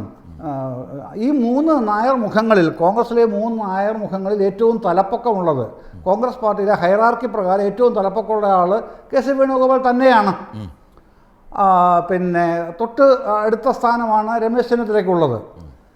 പിന്നീടുള്ള സ്ഥാനമാണ് VD സതീശനുള്ളത്. അപ്പോൾ ആ തെരഞ്ഞെടുപ്പിലാണ് രമേശ് ചെന്നിത്തലയെ ഇപ്പോൾ ഉയർത്തിക്കൊണ്ട് വരുമ്പോൾ ഇന്ന് പിന്നെ തിരുവനന്തപുരത്ത് CH സെൻറ്ററിലെ മീറ്റിങ്ങിൽ ET ആണല്ലോ അതിൻ്റെ ചെയർമാൻ അദ്ദേഹമാണല്ലോ. അതിൽ VD സതീശനെ വിളിച്ചത് രമേശിനാണ് വിളിച്ചത്. അതുകൊണ്ട് അപ്പം ഇതിൻ്റെ എങ്ങോട്ടാണ് ഇത് കൊണ്ടുപോകുന്നത് എന്നുള്ളതാണ് പ്രശ്നം.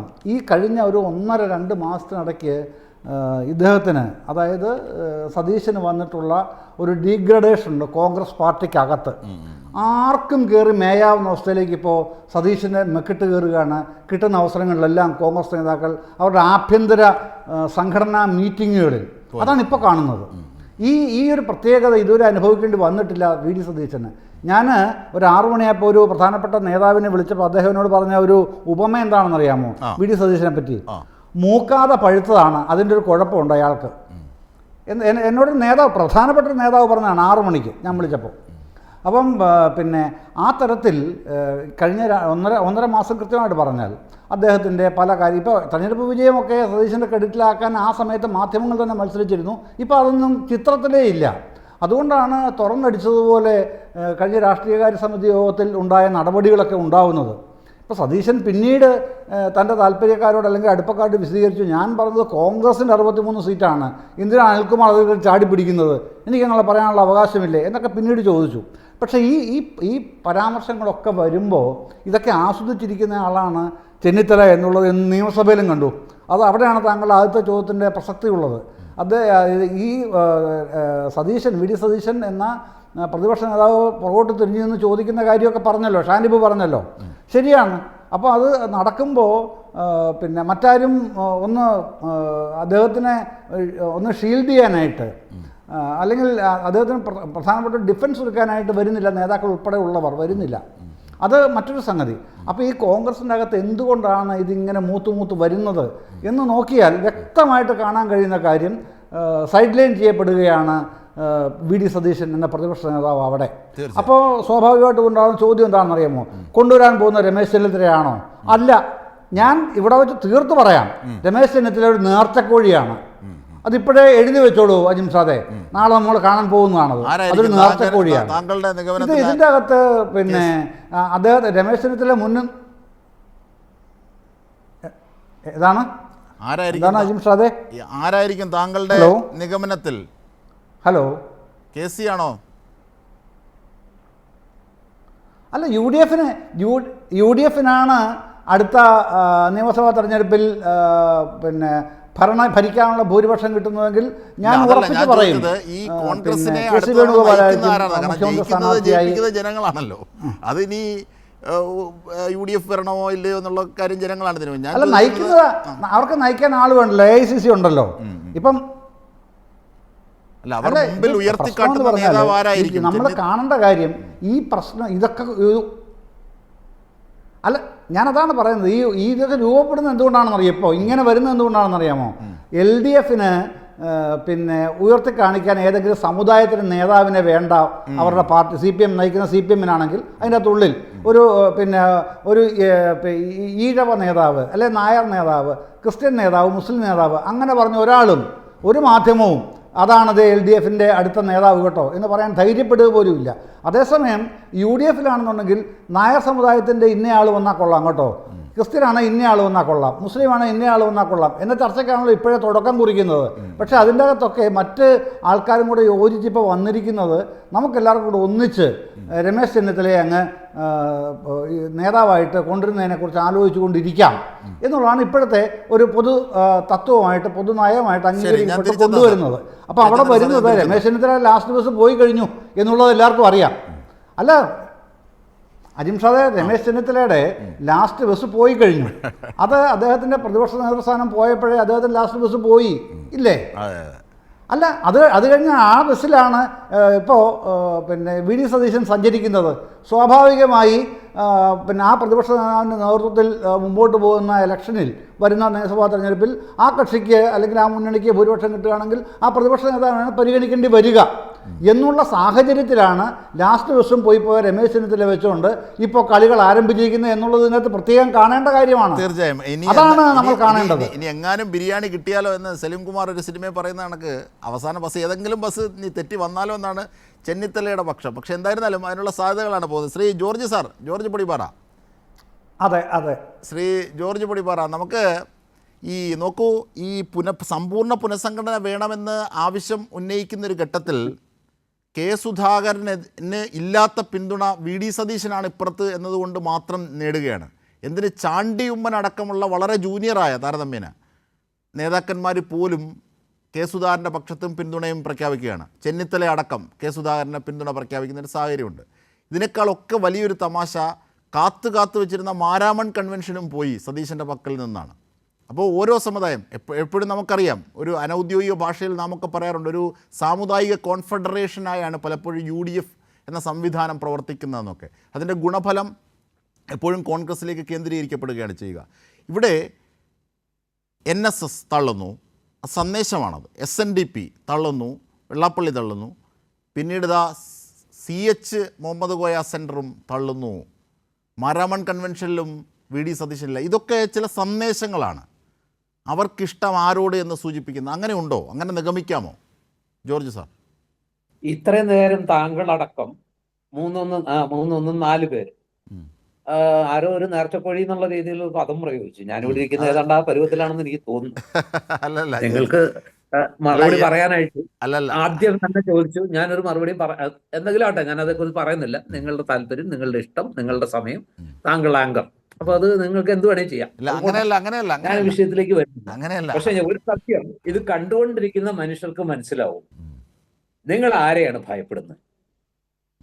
കൈരളി ചാനലും ആ കൈരളി ചാനലിന് വേണ്ടി സംസാരിക്കുന്ന ആളുകളും ഇന്ന് സംസാരിച്ചത് മുഴുവൻ VD സതീശൻ എന്ന വ്യക്തിയെ കുറിച്ചാണ്. അതിനൊറ്റ ഉത്തരേ ഉള്ളൂ. നിങ്ങൾ ആഗ്രഹിക്കുന്നത് ഈ പ്രതിപക്ഷ നേതൃസ്ഥാനത്തിരുന്നു കൊണ്ട് അടുത്ത തെരഞ്ഞെടുപ്പിന്റെ ചുക്കാൻ പിടിക്കുന്നത് VD സതീശൻ ആകരുത്, അല്ലെങ്കിൽ ആത്മവിശ്വാസമുള്ള ഒരു VD സതീശൻ ആകരുത് അടുത്ത തെരഞ്ഞെടുപ്പിനെ നയിക്കേണ്ടത്. കാരണം നിങ്ങൾക്ക് നിങ്ങളുടേതായ കാരണമുണ്ട്.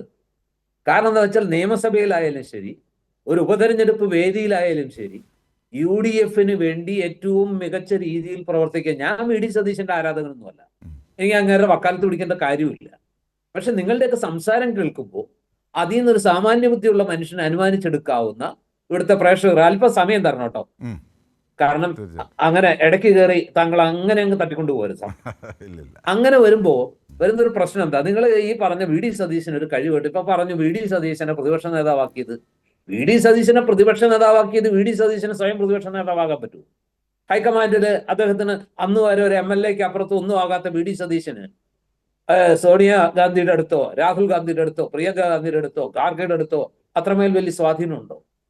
എന്നിട്ടും എന്തുകൊണ്ട് അന്ന് അദ്ദേഹത്തെ ഈ സുരേഷ് ബാബു എന്ന് പറയുന്നത് എനിക്ക് ഇഷ്ടമുള്ള ഒരാളാണ്. അദ്ദേഹം സത്യസന്ധനായ, കാര്യങ്ങളെ വസ്തുതയുടെ കാണുന്ന, കോൺഗ്രസ് നശിച്ച് കാണണമെന്ന് ആഗ്രഹിക്കാത്ത ഒരാളാണ്. അദ്ദേഹം പോയ പ്രസ്ഥാനത്തിലുള്ള കാര്യങ്ങളെ കുറിച്ചൊന്നും ഞാൻ പറയുന്നില്ല. അവിടെയും എന്തൊക്കെയാണ് നടക്കുന്നതെന്നും ആരാണ് പറഞ്ഞാൽ കേൾക്കുന്നതെന്നും പറഞ്ഞാൽ കേൾക്കാത്തതെന്നും സംസ്ഥാന പ്രസിഡന്റ് ആരാണ്, ആ സംസ്ഥാന പ്രസിഡന്റിന്റെ വാക്കിന് എന്ത് വിലയുണ്ട് എന്നൊക്കെ ഉള്ള കാര്യങ്ങളൊക്കെ നമുക്ക് അറിയാവുന്നതാണ്. പോട്ടെ, ഞാൻ അതിലേക്ക് കടക്കുന്നില്ല. എങ്കിലും അദ്ദേഹത്തിന് ഒരു ഉദ്ദേശശുദ്ധിയുണ്ട്. കോൺഗ്രസ് നശിച്ച് കാണണമെന്ന് ആഗ്രഹിക്കാത്ത, കോൺഗ്രസിലായിരുന്ന കാലത്തും അന്തസ് വിട്ട് ഒന്നും ചെയ്യാത്ത, ഒന്നിന്റെയും പിന്നാലെ പോകത്തൊരു നല്ല മനുഷ്യനാണ്. എനിക്ക് അദ്ദേഹത്തോട് ബഹുമാനം മാത്രമേ ഉള്ളൂ, സ്നേഹം മാത്രമേ ഉള്ളൂ. പക്ഷെ ഇവിടുത്തെ പ്രശ്നം എന്താ? ഈ സതീശൻ പ്രതിപക്ഷ നേതാവായത് എന്തുകൊണ്ടാ? 2021 തെരഞ്ഞെടുപ്പിൽ പ്രതിപക്ഷ നേതാവായിരുന്ന രമേശ് ചെന്നിത്തല നല്ല അതിഗംഭീരമായിട്ട് ആരോപണങ്ങൾ കൊണ്ടുവന്നു.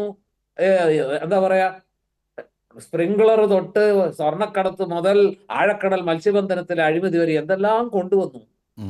ഈ കൊണ്ടുവന്നതൊന്നും പാർട്ടിക്ക് അന്നത്തെ പ്രത്യേക സാഹചര്യത്തിൽ ഏറ്റെടുക്കാൻ പറ്റിയില്ല. മാത്രമല്ല, അന്നത്തെ ഒരു പ്രത്യേക സാഹചര്യത്തിൽ അത് രാഷ്ട്രീയമായിട്ട് വോട്ടായി മാറിയതുമില്ല. LDF വീണ്ടും വലിയ ഭൂരിപക്ഷത്തിൽ, റെക്കോർഡ് ഭൂരിപക്ഷത്തിൽ അധികാരത്തിൽ വന്നു. അത് ചെന്നിത്തലയുടെ കുറ്റാണെന്നൊന്നും ഞാൻ പറയുന്നില്ല. പക്ഷെ അന്ന് ഉമ്മൻചാണ്ടിയും ചെന്നിത്തല, ഇപ്പോ പലപ്പോഴും പലരും പറയുന്ന ഉമ്മൻചാണ്ടി എത്ര മഹാനായ നേതാവായിരുന്നു, ചെന്നിത്തല എത്ര, ഇവരൊക്കെ കഴിവ് കാണിച്ച, കഴിവ് തെളിയിച്ച, ഓരോരോ ഘട്ടത്തിൽ പാർട്ടിയെ നയിച്ച, നന്നായി നയിച്ച, അധികാരത്തിൽ എത്തിച്ചവരാണ്. അല്ലൊന്നും ഞാൻ പറയുന്നില്ല. പക്ഷേ ഈ 2021 തെരഞ്ഞെടുപ്പിന് ശേഷം പാർട്ടിയിൽ ഒരു മാറ്റം വേണമെന്ന് ആഗ്രഹിച്ചത് സാക്ഷാൽ ഹൈക്കമാൻഡ് തന്നെയാണ്. ആ ഹൈക്കമാൻഡ് തന്നെയാണ് സുരേഷ് ബാബു പറഞ്ഞ 21 പേരുണ്ടായിട്ടും അതിനകത്ത് ഭൂരിപക്ഷം പേരും സാക്ഷാൽ രമേശ് ചെന്നിത്തല, ഒരുപക്ഷെ അദ്ദേഹം അറിഞ്ഞിരുന്നെങ്കിൽ പിന്നീട് അദ്ദേഹം പറഞ്ഞു, അങ്ങനെ ഒരു ആഗ്രഹം ഹൈക്കമാൻഡിന് ഉണ്ടായത് ഞാൻ സ്വമേധയാ മാറിക്കൊടുക്കുമായിരുന്നല്ലോ, എന്നിട്ടും എന്തിനാണ് എനിക്ക് ഇൻഡീസന്റ് എക്സിറ്റ് തന്ന്? അതിനകത്തൊരു യുക്തിയുണ്ട്, അതിനകത്തൊരു ന്യായമുണ്ട്. ഞാൻ ആ കാര്യത്തിൽ രമേശ് ചെന്നിത്തലയ്ക്ക് ഒപ്പം തന്നെയാണ്. ഹൈക്കമാൻഡ് പലപ്പോഴും ചെയ്യേണ്ട കാര്യങ്ങൾ ചെയ്യേണ്ട രീതിയിലല്ല ചെയ്യുന്നത് എന്നതൊരു വസ്തുതയാണ്. പക്ഷെ ഇതൊന്നും നിങ്ങൾക്ക് VD സതീശൻ എന്ന നേതാവിനെ സൗകര്യം പോലെ കൊത്തി. ഇപ്പൊ ഏറ്റവും ഒടുവിൽ അജിംഷാദ് പറഞ്ഞൊരു കാര്യമുണ്ട്. ഈ പറഞ്ഞ, ഞാൻ വേറെ ചില കാര്യങ്ങളൂടെ എനിക്ക് പറയാനുണ്ട്. എന്തൊരു ആഹ്ലാദമാണ് ഈ മാരാമൺ കൺവെൻഷനിലേക്ക് ഇടിച്ചു കയറി ചെന്ന് എനിക്കൊരു അവസരം വേണമെന്ന് ഇദ്ദേഹം ആഗ്രഹിച്ചതാണോ? ഇദ്ദേഹം ആവശ്യപ്പെട്ടിട്ടാണോ ഈ പറഞ്ഞ യുവജന അതിന്റെ അതൊന്നും ആഘോഷിക്കാൻ കൊള്ളാവുന്ന കാര്യമല്ല. അദ്ദേഹത്തെ വിളിച്ചിട്ട് അദ്ദേഹത്തോട് ആരായിരുന്നു എന്റെ സുഹൃത്ത് അനീഷ് ജേക്കബാണ് ആ വാർത്ത ആദ്യം ബ്രേക്ക് ചെയ്തത്. ഞാനും അദ്ദേഹം ഒരുമിച്ചുണ്ടായിരുന്ന മാതൃഭൂമിയിൽ. ആ അനീഷ് ജേക്കബ് ആ സ്റ്റോറി ബ്രേക്ക് ചെയ്തപ്പോൾ അത് കൃത്യമായിട്ട് റിയൽ സോഴ്സുകളിൽ നിന്ന് തന്നെയാണ് ആ സ്റ്റോറി ബ്രേക്ക് ചെയ്തത്. അദ്ദേഹത്തെ വിളിച്ചത് ആരാണെന്നും ആ വിളിച്ചയാളുടെ ഫോൺ നമ്പറും എല്ലാം അറിയാം, എല്ലാവർക്കും അറിയാം. എന്നിട്ടൊരു സുപ്രഭാതത്തിൽ ആകപ്പെടേണ്ടിരുന്ന പ്രശ്നം എന്താ? അന്ന് സഭാധ്യക്ഷൻ അമേരിക്കയിലായിരുന്നു. അദ്ദേഹം തിരിച്ചു വന്നപ്പോൾ ചില കാര്യങ്ങളൊക്കെ മാറ്റം വന്നു. നമുക്കറിയാം ആരൊക്കെ എന്തൊക്കെ ചെയ്തിട്ടുണ്ടാവുമെന്ന്. സ്വയം ആത്മപരിശോധന നടത്തിയാൽ ഇതിന് തീരുമാനത്തിലേക്ക് പോയതിനു പിന്നിൽ ഞങ്ങൾ വല്ലതും ചെയ്തിട്ടുണ്ടോ എന്ന് പാർട്ടിയോടൊന്ന് ചോദിക്കുന്നത്, അജിംഷാദ് തന്നെ ഒരു അന്വേഷണം നടത്തുന്നത് നന്നായിരിക്കും എന്നെനിക്ക് തോന്നുന്നു. കാരണം അതിന്റെ പിന്നിൽ മറ്റു ചിലതും നടന്നിട്ടുണ്ട് എന്ന് എനിക്ക് മനസ്സിലാക്കാൻ കഴിഞ്ഞിട്ടുണ്ട്. എനിക്ക് കിട്ടിയ സോഴ്സുകളിൽ നിന്ന് അത്തരം ഒരു നീക്കം ഞാൻ പറയുന്നില്ല. അത് ആഗ്രഹിച്ച പോലെ സംഭവിച്ചു, അത് പോട്ടെ. അതുകൊണ്ട് മാത്രം അതിനകത്ത് സതീശൻ ചെയ്ത തെറ്റെന്താന്ന് എനിക്ക് ഇതുവരെ പിടികിട്ടിയിട്ടില്ല. ഇനി ഞാൻ പറഞ്ഞു വരുന്ന മറ്റൊരു കാര്യം, നമ്മൾ സാധാരണ ഈ സംഭവഗതികൾ വെച്ചിട്ട് വിലയിരുത്താറില്ലേ, നിരീക്ഷിക്കാറില്ലേ? ഒരു സന്ദേശത്തെ രൂപപ്പെടുത്തുന്നതിനെ ജനങ്ങളിലേക്ക് ക്രോഡീകരിക്കാറില്ലേ? ഒരു മാധ്യമ പ്രവർത്തനം താങ്കളും അത് തന്നെ ചെയ്യാറില്ലേ? ഞാൻ ചോദിക്കുന്നത് ഇത്തരം സന്ദേശം, ഇതിൽ നിന്നുള്ള സന്ദേശം എന്താണെന്നാണ് ഞാൻ ചോദിക്കുന്നത്. ഇപ്പൊ രമേശ് ചെന്നിത്തല NSS വിളിക്കുന്നു, ജയന്തി സമ്മേളനത്തിന്, മന്നൻ ജയന്തി സമ്മേളനത്തിൽ വിളിക്കുന്നു. ഇദ്ദേഹത്തെ ക്രിസ്ത്യൻ സഭകൾ വിളിക്കുന്നു. കഴിഞ്ഞ തെരഞ്ഞെടുപ്പിൽ സോഷ്യൽ എഞ്ചിനീയറിംഗിലൂടെയാണ് ഇടതുപക്ഷം അധികാരത്തിലെത്തിയതെന്ന് എല്ലാവർക്കും അറിയാവുന്ന കാര്യമാണ്. അപ്പോൾ ഒരു വശത്ത് രമേശ് ചെന്നിത്തല അദ്ദേഹത്തിന് സ്വാധീനമുള്ള സമുദായങ്ങളുമായിട്ടുള്ള ബന്ധം ഊട്ടിയുറപ്പിക്കുന്നു. മറുവശത്ത് ഇടക്കാലത്തുനിന്ന് അകന്നുപോയ ക്രിസ്തീയ സമൂഹത്തെ കൂടുതൽ അടുപ്പിക്കാൻ സതീശൻ എന്ന വ്യക്തി ശ്രമിക്കുന്നു. ഈ രണ്ട് ഘടകങ്ങളും ചേരുന്നത് കോൺഗ്രസിന് സത്യത്തിൽ നല്ലതാണ്. പക്ഷെ ഈ രണ്ടു പേരും ഈ പറഞ്ഞ രീതിയിലല്ല. അത് ഒരാളുടെ നേട്ടത്തിന് വേണ്ടി മാത്രമാണ്, മുഖ്യമന്ത്രി കസേരയ്ക്ക് വേണ്ടി മാത്രമാണ് ഈ രണ്ടു കൂട്ടരും ഇങ്ങനെ മത്സരിക്കുന്നതെന്ന് മറ്റുള്ളവരെല്ലാം കൂടി അങ്ങനെ അങ്ങോട്ട് ചിത്രീകരിച്ച് അതാണ് സത്യം എന്ന് സമൂഹത്തെ ബോധ്യപ്പെടുത്തുമ്പോൾ ഈ രണ്ടുപേരെയും നിങ്ങൾ അധികാരമോഹികളായിട്ട് മാറ്റുക. എന്നിട്ട് ഒടുവിൽ പറയുന്നു ചെന്നിത്തലയും ആവില്ല, സതീശനും ആവില്ല, KC വേണുഗോപാൽ വന്നേക്കാം, വന്നുകൂടാന്നില്ല. പക്ഷെ ഞാൻ പറയുന്നത്, നിങ്ങൾ ഈ പറയുന്ന അത്രയും മോശപ്പെട്ട ഒരു ഇമേജ് ആണോ സതീശനുള്ളത്? എങ്കിൽ അദ്ദേഹം അല്ലല്ലോ ഈ തെരഞ്ഞെടുപ്പുകൾ, ഉപതെരഞ്ഞെടുപ്പുകളെല്ലാം കോർഡിനേറ്റ് ചെയ്യേണ്ടത്. നിങ്ങൾ ആലോചിച്ച് നോക്കും, പുതുപ്പള്ളിയിൽ അദ്ദേഹം പറഞ്ഞു കഴിഞ്ഞ തവണത്തേക്കാൾ 3 ഇരട്ടി ഭൂരിപക്ഷം ജയിച്ചു. തൃക്കാക്കരയിൽ സതീശനാണ് കോർഡിനേറ്റ് ചെയ്ത്. ഇടതുമുന്നണി അതിന്റെ സകല ശേഷിയും അക്ഷൗഹിണികളും എന്താ പറയാ, ഇനി വേറെ എന്തെങ്കിലും ഉണ്ടോ, നാഗാസ്ത്രവും ബ്രഹ്മാസ്ത്രവും ഒക്കെ ഉപയോഗിച്ചു. എന്നിട്ട് എന്ത് സംഭവിച്ചു? തോറ്റുപോയില്ലേ? ഇപ്പൊ പാലക്കാട് എന്തെല്ലാം കൊണ്ടുവന്നു. ഈ പറയുന്ന നേരത്തെ പറഞ്ഞ ഷാനിബിനെയൊക്കെ സമയത്ത് കൂറുമാറ്റി കോൺഗ്രസിനെ തോൽപ്പിക്കാനുള്ള 18 അടവും പൂഴിക്കടകനും പിന്നെ പെട്ടിയും നീലപ്പെട്ടി വരെ ഉപയോഗിച്ചു. എന്നിട്ട് എന്താ സംഭവിച്ചത്? എത്ര വോട്ടിന്റെ ഭൂരിപക്ഷത്തിലാണ് ജയിച്ചത്? അപ്പൊ കോൺഗ്രസ് ചേലക്കരയും കൂടി പറയൂ. താങ്കൾ പറഞ്ഞ ഈ 3 സിറ്റിംഗ് സീറ്റുകളാണ് കോൺഗ്രസിന്റെ. പുതുപ്പള്ളി സ്വാഭാവികമാണ്, ഉമ്മൻചാണ്ടിക്ക് ശേഷം അത് ലോകത്തെവിടെയും അല്ലെങ്കിൽ ഇന്ത്യയിൽ തന്നെ ഈ തെരഞ്ഞെടുപ്പ് വിദഗ്ധർ പറയുന്ന ആകെ 1-2 ഇടത്ത് മാത്രമാണ് മറിച്ച് ഈ മരണശേഷമുള്ള തെരഞ്ഞെടുപ്പിൽ മറിച്ച് ജയിച്ചിട്ടുള്ളതെന്നാണ്. പാലക്കാട് മരണശേഷം അല്ല, ഓക്കെ. പക്ഷേ പുതുപ്പള്ളിയും തൃക്കാക്കരയും അങ്ങനെയായിരുന്നു. പാലക്കാട് അവരുടെ സിറ്റിംഗ് സീറ്റാണ്, പാലക്കാട് കോൺഗ്രസിന്റെ സിറ്റിംഗ് സീറ്റാണ്. പക്ഷേ ചേലക്കര പിടിച്ചെടുക്കാനായോ? അങ്ങനെയാണെങ്കിൽ താങ്കൾ പറയുന്നതിലെ യുക്തി എനിക്ക് മനസ്സിലാവും. ഞാനതിന് മറുപടി പറയാം. പാലക്കാട് വെറും 3800 വോട്ടിന് നമ്മുടെ ജയിച്ച മണ്ഡലം മുൻ MLA ജയിച്ചതാണല്ലോ, ഷാഫി പറമ്പില്. ആ 3800 എന്നുള്ളത് 18,000 19,000 ആയിട്ട് മാറുമ്പോ അതിനകത്ത് എത്ര ഇരട്ടിയാണ്? 5 ഇരട്ടിയോ അല്ലെങ്കിൽ 4.5 ഇരട്ടിയോ? ഇത്രയും ഭൂരിപക്ഷം മാറി. അത് സാങ്കേതികമായി മാത്രം പറയുന്നതാണ്. അതിന് ഒരുപാട് ഘടകങ്ങളുണ്ട്. BJPയുടെ വോട്ട് കുറവുണ്ട്, പിന്നെ അന്നത്തെ സാഹചര്യം, അതൊക്കെ ഉണ്ട്. അതിന് മുമ്പ് ഷാഫി പറമ്പിൽ അതിന് മുമ്പ് ജയിച്ചതോ? ഒന്ന് കേൾക്കൂ, ഒരു മിനിറ്റ് തരൂ. അതായത് ചേലക്കരയിൽ 39,400 വോട്ടിന് കെ രാധാകൃഷ്ണൻ ജയിച്ച മണ്ഡലമല്ലേ, സിറ്റിംഗ് സീറ്റല്ലേ?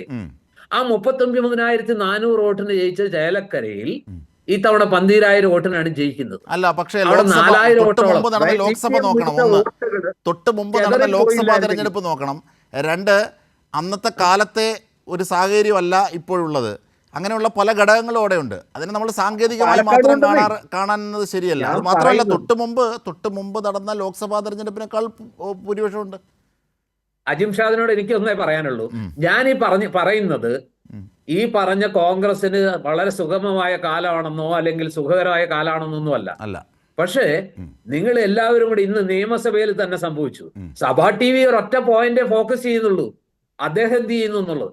ഇപ്പുറത്ത് ട്രഷറി ബെഞ്ചിൽ ഇരുന്നിട്ട് അദ്ദേഹത്തിന് നേരെ എന്തൊക്കെ കാണിക്കുന്നു, ഒരു വാക്ക് പോലും പറയാൻ സമ്മതിക്കാതെ ബഹളം. അത് ഒരു മനുഷ്യന്റെ സമനില തെറ്റിപ്പോയില്ലേ? ആ ഘട്ടത്തിൽ അദ്ദേഹം ദേഷ്യം കൊണ്ട് ഇത്രയും വലിയൊരു വിഷയം ഉണ്ടായിട്ട് അതിൽ പ്രതികരിക്കുമ്പോൾ, ഒന്ന് പ്രതികരിക്കാൻ പോലും സമ്മതിക്കാത്ത ഒരു അന്തരീക്ഷം സൃഷ്ടിക്കുമ്പോൾ അദ്ദേഹത്തിന്റെ ചിലപ്പോൾ കൺട്രോൾ ചെയ്യാൻ പറ്റിയെന്ന് വരില്ല. അദ്ദേഹം വേറൊന്നും ചെയ്തില്ല, ആരെങ്കിലും തല്ലിയൊന്നുമില്ലല്ലോ, അദ്ദേഹം വലിച്ചെറിഞ്ഞു, സത്യം. പക്ഷെ നിങ്ങൾ എന്താ ചെയ്യുന്നത്? അത് മാത്രം കാണിച്ചുകൊണ്ടിരിക്കുക. ഇപ്പുറത്തുള്ളത് ഒന്നും. ശ്രീ ജോർജ് പുളിപ്പാറ, താങ്കളുടെ വാദങ്ങളെല്ലാം വളരെ വിശദമായി സമർത്ഥിച്ചു. ശ്രീ PM സുരേഷ് ബാബു, ആ വിഷയങ്ങളെയൊക്കെ അങ്ങനെയാണോ കാണേണ്ടത്? യഥാർത്ഥത്തിൽ ഈ കാര്യങ്ങൾ നടന്നിട്ടുള്ള ഓരോ സംഭവങ്ങൾ, കെ സുധാകരനോടുള്ള പെരുമാറ്റം, അതിനുശേഷം ഈ നിയമസഭയിലുള്ള അദ്ദേഹത്തിൻ്റെ പെരുമാറ്റം, ഓരോ ഘട്ടങ്ങളിലും പിന്നീട് ആഭ്യന്തരമായി കോൺഗ്രസിൻ്റെ രാഷ്ട്രീയത്തെ ഉള്ള പ്രശ്നങ്ങളിൽ സതീശൻ്റെ നിലപാട്, സതീശൻ ഒറ്റപ്പെടുന്നത്, ഈ വിഷയങ്ങളെയൊക്കെ ക്രോഡീകരിച്ച് ചില സന്ദേശങ്ങളായി ഒരു മാധ്യമ പ്രവർത്തനത്തിൻ്റെ ഭാഗമായി അത് ശ്രീ പുളിപ്പാറ അടക്കം ചെയ്യുന്നതാണ് പല വിഷയങ്ങളിലും. അത് ചെയ്യുമ്പോൾ അത് മാങ്ങയുള്ള മാവിലെ കല്ലെറിയൂ എന്ന അർത്ഥത്തിലാണ് സതീശനെതിരെ ആക്രമിക്കുന്നത് എന്നൊരു രീതിയിലേക്ക് വളച്ചൊടിക്കാമോ അതിനെ? അദ്ദേഹം പറയുന്നുണ്ട്, ഞാൻ സതീശൻ്റെ വക്കീലല്ല, ഇത് പറഞ്ഞുകൊണ്ട് തന്നെയാണ് സതീശന് വേണ്ടി ഈ അതിനകത്ത് നമുക്ക് അദ്ദേഹത്തിൻ്റെ വാദമുഖങ്ങളെ നമ്മൾ പൂർണ്ണമായും തള്ളിക്കളയേണ്ടുന്നൊരു സ്ഥിതിയൊന്നുമില്ല. പക്ഷെ ഞാൻ ഇതിനെ എടുക്കുന്നത് വേറൊരു പ്രതലത്തിലാണ്. അതുകൊണ്ടാണ് ഞാൻ ഇക്കാര്യം സൂചിപ്പിക്കാൻ ആഗ്രഹിക്കുന്നത്. സതീശൻ നമ്മളെ സംബന്ധിച്ചിടത്തോളം, ഞങ്ങളെ 2 പേരെ സംബന്ധിച്ചിടത്തോളവും നമ്മളെക്കാൾ പ്രായക്കുറവുള്ള ആളാണ്. ആ പ്രായക്കുറവിൻ്റെ പക്വത ഇല്ലായ്മ അദ്ദേഹത്തിൽ കാണാമായിരിക്കാം. അതല്ല ഇവിടുത്തെ പ്രശ്നം. അദ്ദേഹം വഹിക്കുന്ന സ്ഥാനം, ആ സ്ഥാനം പക്വതയുടെ മൂർത്തീകരണമായിരിക്കണം. അത് കോൺഗ്രസിൻ്റെ ഒരു പ്രതിപക്ഷ നേതാവായിരിക്കുമ്പോൾ അതിനേക്കാൾ കൂടുതലായിരിക്കണം. കോൺഗ്രസിനൊരു പൊതു പെരുമാറ്റ സംഹിത സമൂഹം കൽപ്പിച്ച് നൽകിയിട്ടുണ്ട്. അത് ഇന്നത്തെ കാലഘട്ടത്തിൽ എല്ലാ കോൺഗ്രസ് നേതാക്കന്മാരുടെ ഭാഗത്തുണ്ടോ എന്നത് സംശയകരമായ ഒരു വസ്തുതയാണ്. ആ പെരുമാറ്റ സംഹിതയിൽ നിന്ന് വ്യത്യസ്തമായി ശ്രീ സതീശൻ്റെ ഭാഗത്തുനിന്ന് പെരുമാറ്റമുണ്ടായാൽ അത് അദ്ദേഹത്തിൻ്റെ ബാക്ക് ട്രാക്ക് ആയിട്ടുള്ള കാര്യങ്ങൾ വരികയും അദ്ദേഹത്തിനത് ദോഷകരമായി വരികയും അത് പൂർണ്ണമായും കോൺഗ്രസ് പാർട്ടിക്കും അതുപോലെ തന്നെ UDFനും ദോഷകരമായി വന്നേക്കാം എന്നുള്ളതാണ് ഞാൻ ഇതിൽ കാണുന്ന വിഷയം. അതുകൊണ്ട് അദ്ദേഹത്തെ പൊതുചർച്ചയിലൂടെ അദ്ദേഹത്തെ വിമർശിക്കണമെന്ന് ഞാൻ ഉദ്ദേശിക്കുന്നില്ലെങ്കിലും സ്വകാര്യമായിട്ടെങ്കിലും അദ്ദേഹത്തോട് പക്വതയായി പെരുമാറണം എന്ന് കൂടുതൽ പ്രോക്സിമിറ്റിയുള്ള അദ്ദേഹത്തെ പോലെയുള്ള ശ്രീ പൊടിപാറയെ പോലെയുള്ള ആളുകൾ അദ്ദേഹത്തോട് പറയണം. എങ്കിലേ ഈ ഒരു പ്രതിപക്ഷ നേതൃത്വത്തിൻ്റെ ഭാഗമായി അദ്ദേഹത്തിന് വളരാൻ കഴിയുകയുള്ളൂ. അതാണ് ശ്രീ എം ജയചന്ദ്രൻ, ഈ PM സുരേഷ് ബാബു വളരെ സാത്വിക ഭാവത്തിലിരുന്നാലും ഈ കുത്തുകൊടുക്കാൻ മിടുക്കനാണ്. കാരണം പൊടിപ്പാറയ്ക്ക് കൃത്യമായി അദ്ദേഹം കുത്തുകൊടുത്തു. ഒരു ഉപദേശകൻ്റെ റോൾ എടുത്തോളൂ എന്ന് പറഞ്ഞു, വളരെ മിതമായ രീതിയിൽ, നമ്മളൊന്നും പറയുന്ന രീതിയിലല്ല. ഞാൻ ശ്രീ PM ഒന്ന് കംപ്ലീറ്റ് ചെയ്യും. ഞാൻ ഇതിനകത്ത് മറ്റൊന്നുമല്ല, ഈ കാര്യത്തിൽ നമ്മൾ എടുക്കേണ്ടുന്നൊരു വിഷയം ഒരു പശ്ചാത്തലം ഈ ചർച്ചകളിലൂടെ ഉണ്ടാക്കുന്നുണ്ട്. എന്താണ് പശ്ചാത്തലം എന്ന് പറയുന്നത്?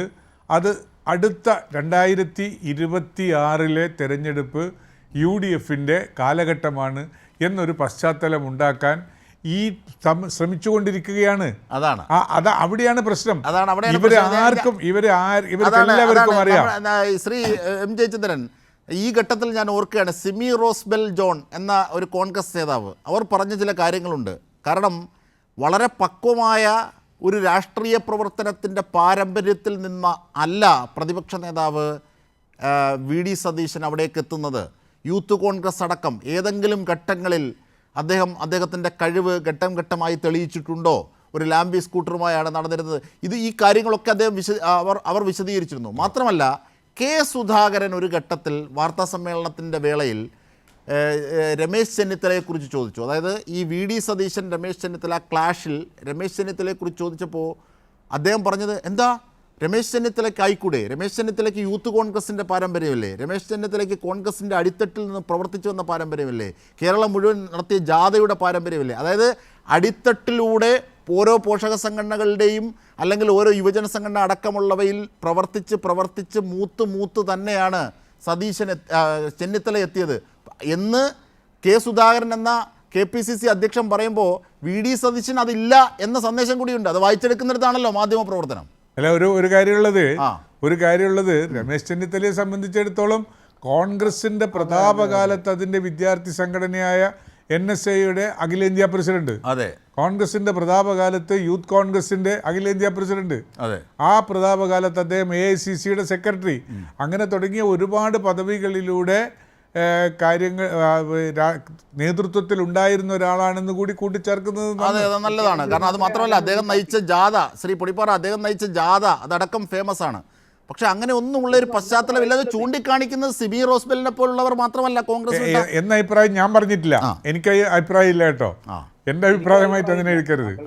അല്ല, ഓക്കെ. ശ്രീ എം ജയചന്ദ്രൻ.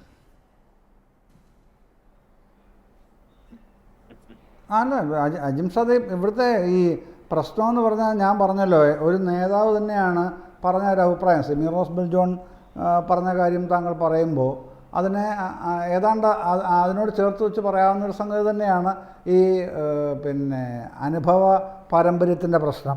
2001 അദ്ദേഹം MLA ആവുന്നത് ആദ്യമായിട്ട്. 2021 പ്രതിപക്ഷ നേതാവാകുന്നു. അതുകൊണ്ടാണ് എന്നോട് ആ നേതാവ് പറഞ്ഞത് മൂക്കാതെ പഴുത്തത് എന്നുള്ള പ്രശ്നം. നമ്മളിപ്പോൾ VD സതീശനെ പ്രതിപക്ഷ നേതാവിനെക്കുറിച്ച് ചർച്ച ചെയ്യുന്നത് എന്തുകൊണ്ടാണ്? അദ്ദേഹത്തെ ഭയക്കുന്നത് കൊണ്ടാണോ എന്നാണ് ശ്രീ ജോർജ് പൊടിപ്പാറ പറയുന്നത്. അദ്ദേഹത്തെ എന്തിനാണ് ഭയക്കുന്നത്? അദ്ദേഹം കേരളീയ പൊതുസമൂഹത്തിൽ പ്രധാനപ്പെട്ട ചുമതലകളും ഉത്തരവാദിത്വങ്ങളുമുള്ള പ്രതിപക്ഷ നേതാവായി പ്രവർത്തിക്കുന്ന വ്യക്തിത്വമാണ്, രാഷ്ട്രീയ വ്യക്തിത്വമാണ്. അദ്ദേഹവുമായി ബന്ധപ്പെട്ട് ഉയർന്നു വരുന്ന ഇഷ്യൂസ് സ്വാഭാവികമായും ചർച്ച ചെയ്യപ്പെടും. അതല്ലാതെ ഇവിടെ ഇദ്ദേഹത്തിന് VD സതീശനെ ഭയന്നിട്ട് അല്ലെങ്കിൽ അദ്ദേഹം ഏതാണ്ട് ഭയങ്കര സാധനമാണ് എന്നുള്ള നിലയിൽ കണ്ടിട്ടാണോ നമ്മൾ ഈ ചർച്ചയിൽ പങ്കെടുക്കുന്നത്? അല്ലല്ലോ. ഇതൊന്നുമില്ല. ഒരു ചർച്ചയിലും ഉയർന്നു വരുന്ന സോഷ്യൽ ഇഷ്യൂസ് കണ്ടംപററി ഇഷ്യൂസാണ്. സമകാലീന വിഷയങ്ങൾ വരുമ്പോൾ അതുമായി ബന്ധപ്പെട്ടുള്ള ചർച്ചകൾ ഉയർന്നു വരിക സ്വാഭാവികമല്ലേ? അതുപോലെ തന്നെയാണ് ഇതും വരുന്നത്. പക്ഷേ ഇവിടെ വരുന്ന പ്രശ്നമെന്ന് പറഞ്ഞാൽ ഇവിടെ ഈ ഒരു ഭാഗത്ത് KPCC പുനഃസംഘടനയാണ് പ്രധാനപ്പെട്ട ഇഷ്യൂ എന്ന് പറയുകയും വരുത്തി തീർക്കുകയും എന്നാൽ ഉള്ളിൽ ആഭ്യന്തരമായി കോൺഗ്രസ് ഈ രാഷ്ട്രീയകാര്യ സമിതിയിലടക്കം പ്രശ്നമായി മാറുന്നത് VD സതീശൻ എന്ന പ്രതിപക്ഷ നേതാവ് UDF ചെയർമാനായി മാറുകയും ചെയ്യുന്ന വളരെ വ്യത്യസ്തമായ അല്ലെങ്കിൽ സവിശേഷമായ രാഷ്ട്രീയ സാഹചര്യം പാർട്ടിക്കുള്ളിലാണുള്ളത്. അത് ചർച്ച ചെയ്യാതെ പോകാൻ കഴിയുമോ? ജോർജ് സാർ ഒരു ചോദിക്കൂ. ശ്രീ ജോർജ് സാർ ചോദിക്കൂ. ജയേന്ദ്രൻ സാറിനോടാ ചോദിക്കുന്നത്. പ്രശ്നം എന്താണെന്ന് വെച്ചാൽ ജയേന്ദ്രൻ സാർ നേരത്തെ സംസാരിച്ചപ്പോ പറഞ്ഞു, ഈ പറഞ്ഞ K. സുധാകരൻ എന്ന് പറയുന്ന വ്യക്തിക്ക് അദ്ദേഹത്തിൻ്റെതായ ചില പ്രശ്നങ്ങളുണ്ട്. അദ്ദേഹത്തിന് പ്രായമായി, ആരോഗ്യമില്ല, പലപ്പോഴും അദ്ദേഹത്തിന് എന്താ പറയാ ചില അദ്ദേഹത്തിന്റെ ഞരമ്പുകൾ, ഞാനതൊന്നും പറയുന്നില്ല, പക്ഷെ അദ്ദേഹത്തിന് ചില പ്രോബ്ലംസ് ഉണ്ട് എന്ന് പറയുന്നു. ഈ സാഹചര്യത്തിൽ അദ്ദേഹം ഈ അടുത്ത 2 തെരഞ്ഞെടുപ്പ് വരുന്നൊരു ഘട്ടത്തിൽ ഈ ആരോഗ്യം വെച്ചുകൊണ്ട്, ഈ ഒരു അവസ്ഥ വെച്ചുകൊണ്ട് അദ്ദേഹം KPCC പ്രസിഡന്റ് സ്ഥാനത്ത് തുടരണോ വേണ്ടയോ, അല്ലെങ്കിൽ അദ്ദേഹം മാറുന്നത് നന്നായിരിക്കും എന്നൊരു അഭിപ്രായം. അതിപ്പോ അങ്ങനെ ഒരു അഭിപ്രായം ഉയർന്നാൽ അത് VD സതീശന്റെ അഭിപ്രായം മാത്രമാക്കിയിട്ട് VD സതീശനാണ് ഈ കുഴപ്പമുണ്ടാക്കുന്നത് സ്ഥാപിക്കേണ്ട കാര്യമുള്ളൂ. അദ്ദേഹം സ്വാഭാവികമായിട്ട് കോൺഗ്രസിനകത്ത് ഒരു വലിയ വിഭാഗത്തിന് ആ ഒരു ആശയമുണ്ട്. തീർച്ചയായും ഇപ്പോൾ സിമി റോസ്ബെൽ ജോൺ നമ്മുടെ ചർച്ച കണ്ടുകൊണ്ടിരിക്കുകയാണ്. അവർ നമ്മുടെ ചർച്ചയിലേക്ക് എത്തുകയാണ്. ഒരു മിനിറ്റ്. ശ്രീ സിമി റോസ്ബെൽ ജോൺ, ഞങ്ങളുടെ ചർച്ച കാണുന്നു. എന്താണ് താങ്കളുടെ ഒരു നിലപാട് ഈ വിഷയത്തിലൊരു അഭിപ്രായം? ഈ ജോർജ് പൊളിപ്പാറയെ പോലെ കുറച്ച് ആളുകളെ ഈ സതീശന് ഇങ്ങനെ സ്തുതിപാടി നടക്കുന്നുണ്ട്. അത് എനിക്ക് ഒരിക്കൽ അദ്ദേഹം ഒരു ചർച്ചയിൽ പറഞ്ഞു, സിമ്മി റോസ്ബെൽ ജോൺ അദ്ദേഹത്തോട് പരാതി പറഞ്ഞു എന്ന്. ഞാൻ പ്രവർത്തിച്ച അത്രയൊന്നും സതീശൻ പ്രവർത്തിച്ചിട്ടില്ല. അത് ജോർജ് പൊളിപ്പാറയ്ക്ക് അറിയാൻ പാടില്ലാഞ്ഞിട്ടാണ്. ഈ VD സതീശൻ എന്ന് പറഞ്ഞ നേതാവ് KSUവിന്റെ സംസ്ഥാന ഭാരവാഹിയായിട്ടില്ല, ജില്ലാ ഭാരവാഹിയായിട്ടില്ല, യൂത്ത് കോൺഗ്രസിന്റെ ജില്ലാ ഭാരവാഹിയായിട്ടില്ല, സംസ്ഥാന ഭാരവാഹിയായിട്ടില്ല. ഒരു സുപ്രഭാതത്തിൽ അദ്ദേഹം NSA സെക്രട്ടറി ആയി. അത് നേർവഴിയിലൂടെയാണോ വളഞ്ഞ വഴിയിലൂടെയാണോ എന്നൊക്കെ ഈ ജോർജ് പടിപ്പാറയിൽ പോയി അദ്ദേഹം ഒരു മാധ്യമ പ്രവർത്തകനാണ്. അദ്ദേഹത്തിന്റെ നിരീക്ഷണമാണ്, അദ്ദേഹത്തിന്റെ അനുഭവങ്ങളിലുള്ള നിരീക്ഷണം വാല്യുബിൾ ആണ്. അതിനാണ് നമ്മൾ അദ്ദേഹത്തെ വിളിക്കുന്നത്. അദ്ദേഹത്തെ വ്യക്തിപരമായി ആക്രമിക്കുന്നത് സത്യത്തിൽ എനിക്ക് ലജ്ജ തോന്നി. കാരണം ശ്രീ K. കരുണാകരനെ പോലെ, ശ്രീ A. K. ആന്റണിയെ പോലെ, അതുപോലെ തന്നെ ശ്രീ രമേശ് ചെന്നിത്തലയെ പോലെ, ഉമ്മൻചാണ്ടിയെ പോലെ എത്രയോ പ്രഗത്ഭരായിട്ടുള്ള കേരളം ആദരിക്കുന്ന എത്രയോ ആളുകൾ ഇരുന്ന ആ പോസ്റ്റില് ഇന്ന് അദ്ദേഹത്തിന്റെ ഒരു പെർഫോമൻസ് നോക്കൂ. ഒരു തെരുവ് ഗുണ്ടയുടെ ശൈലിയിലല്ല അദ്ദേഹം ആ നിയമസഭാ മഹത്തായ സ്ഥാപനത്തില് ഏതെങ്കിലും UDFന്റെ ചരിത്രത്തിൽ ഒരു പ്രതിപക്ഷ നേതാവ് ഇത്തരം അംഗചലനങ്ങളോടുകൂടി ഇങ്ങനെ ഇത്രയും മോശമായ രീതിയിൽ പെരുമാറ്റ വൈകല്യമാണ് അദ്ദേഹത്തിന്റെ ഏറ്റവും വലിയ പ്രശ്നം. പേഴ്സണാലിറ്റി ഡിസോർഡർ ആണെന്ന് പറയും. കാരണം എന്നെയൊക്കെ ഈ പത്മജ വേണുഗോപാലിനെ പുകച്ച് പുറത്തിയടിച്ച് ഓരോ ആളുകളെയും പുകച്ച് പുറത്തിയടിക്കുമ്പോ എന്നെ മാത്രം അദ്ദേഹത്തിന് പുകച്ച് പുറത്തിയടിക്കാൻ പറ്റില്ല. കാരണം രമേശ് ചെന്നിത്തലയും KC വേണുഗോപാലൊക്കെ എപ്പോഴും പറയും കുറച്ചുകൂടി ക്ഷമിക്കൂ എന്ന്. കാരണം അദ്ദേഹത്തിന്റെ ജില്ലയില് സാമ്പത്തിക തട്ടിപ്പ് കേസിൽ പോലീസ് അറസ്റ്റ് ചെയ്ത DP മേരി വർഗീസ് എന്ന അവര് പനമ്പള്ളിനറിലെ റിബലായി മത്സരിച്ചപ്പോ അവരുടെ പേര് DP പ്രദീപ് കുമാർ എന്നായിരുന്നു. പിന്നീട് അവര് DP ഗണേഷ് കുമാറായി. ഇങ്ങനെ പല പേരിൽ അറിയപ്പെടുന്ന ഒരു സാമ്പത്തിക തട്ടിപ്പുകാരി ഇപ്പോ മീഡിയ സെല്ലിന്റെ ചെയർപേഴ്സണായിട്ട് അദ്ദേഹത്തിന്റെ ജില്ലയിൽ ഇരിക്കുവാണ്. ആ ജില്ലയില് അദ്ദേഹത്തിന് അവര് വളർത്തിക്കൊണ്ടുവരാൻ വേണ്ടി മാത്രമാണ് എന്നെ സൈഡ് ലൈൻ ചെയ്തത്. തീർച്ചയായും വളരെ വ്യക്തമായി. താങ്കൾ ആ കാര്യങ്ങളെ വളരെ ചുരുങ്ങിയ സമയം കൊണ്ട് വ്യക്തമാക്കി. ശ്രീ പൊടിപ്പാറ, ഒരു മറുപടി ഉണ്ടെങ്കിൽ പെട്ടെന്ന്. ഞാനിതിലൊന്നും മറുപടി പറയുന്നില്ല. പലപ്പോഴും സിമി റോസ്ബെൽ ജോൺ അവർക്ക് പാർട്ടിയിൽ സംഭവിക്കുന്ന അവഗണനയെ കുറിച്ച് എപ്പോഴെങ്കിലുമൊക്കെ ഫോണിൽ സംസാരിക്കാറുണ്ട്. ഞാനത് ക്ഷമയോടുകൂടി മത്സരിച്ച ഒരാൾക്ക് സ്ഥാനം കൊടുത്തു പാർട്ടി. അതെനിക്ക് അറിയില്ല, ഞാനത് വിശ്വസിക്കുന്നുമില്ല. സിമി റോസ്ബെൽ ജോൺ വ്യക്തിപരമായിട്ട് ആക്ഷേപിക്കുന്നതിനോട് പ്രതികരിക്കാൻ ഞാൻ ആളല്ല. കാരണം എനിക്ക് ഇവരുടെ പേഴ്സണൽ കാര്യങ്ങളൊന്നും അറിയില്ല. നമ്മൾ മാധ്യമ പ്രവർത്തനം നടത്തുന്നതിനിടയ്ക്ക് ഇവരുടെ വ്യക്തിപരമായ കാര്യങ്ങളിലേക്ക്, ഉള്ളറകളിലേക്ക് കോൺഗ്രസ് ചിഹ്നത്തിൽ ഇവർ മത്സരിക്കുന്ന ഘട്ടത്തിൽ റിബലായി മത്സരിച്ച ആളാണ് എന്നാണ് പറഞ്ഞത്. അല്ലാതിരിക്കാം. അവർക്ക് അവരെ ഭരിക്കുന്ന ഒരു വികാരം പ്രധാനമായിട്ടും വ്യക്തിവൈരാഗ്യമാണെന്ന് എനിക്ക് ശരി ശ്രീ പൊടിപ്പാറ, അത് വ്യക്തമാണ്. ശ്രീ M. ജയചന്ദ്രൻ, എന്താണ് പറയാനുള്ളത്? അജിംഷാദ്, ഞാൻ പറയാൻ ഉദ്ദേശിച്ചത് അദ്ദേഹം പറഞ്ഞല്ലോ, ശ്രീ ജോർജ് പൊടിപ്പാറ പിന്നെ എന്നെ കോട്ട് ചെയ്തൊരു കാര്യം പറഞ്ഞുകൊണ്ടാണ്. ഞാൻ കെ സുധാകരന് ഞരമ്പ് രോഗം എന്നുള്ള രീതിയിൽ അങ്ങനെ അദ്ദേഹം വ്യാഖ്യാനിച്ച് പോകരുത്. അല്ലല്ല അത് വെരിക്കോസ് കാര്യമാണ് പറഞ്ഞത്. ഓർമ്മക്കുറവ് അദ്ദേഹത്തെ ദീർഘനാളായി അലട്ടുന്ന പ്രശ്നമാണ്. അത് വെരിക്കോസ് വെയിൻ്റെ ആണ്. അത് പോട്ടെ, അത് പോട്ടെ, അത് വ്യക്തമാണ്. സാർ പറഞ്ഞ ഉദ്ദേശവും അദ്ദേഹം ആ രീതിയിൽ തന്നെയാണ് പറഞ്ഞത്. ശ്രീ പി എം സുരേഷ് ബാബു, നമ്മൾ ചർച്ച വൈൻഡപ്പ് ചെയ്യാണ് വളരെ ചുരുക്കി. ഈ കോൺഗ്രസ് പി എം സുരേഷ് ബാബു, ഈ കോൺഗ്രസിന്റെ ഈ പോക്ക് എങ്ങോട്ടേക്കാണ്? ഇത് ആർക്കായിരിക്കും ഇതിന്റെ ആത്യന്തിക നേട്ടം കോൺഗ്രസിനുള്ളിൽ ഉണ്ടാവുക? അല്ല, ഇത് കോൺഗ്രസ് എന്തായാലും തിരുത്തണം, നിർബന്ധപൂർവ്വം തിരുത്തണം. തിരുത്തി മറ്റൊരാൾക്ക് നേട്ടം കൊയ്തു കൊടുക്കാനുള്ളൊരവസരം ഉണ്ടാക്കിയെടുക്കരുത്.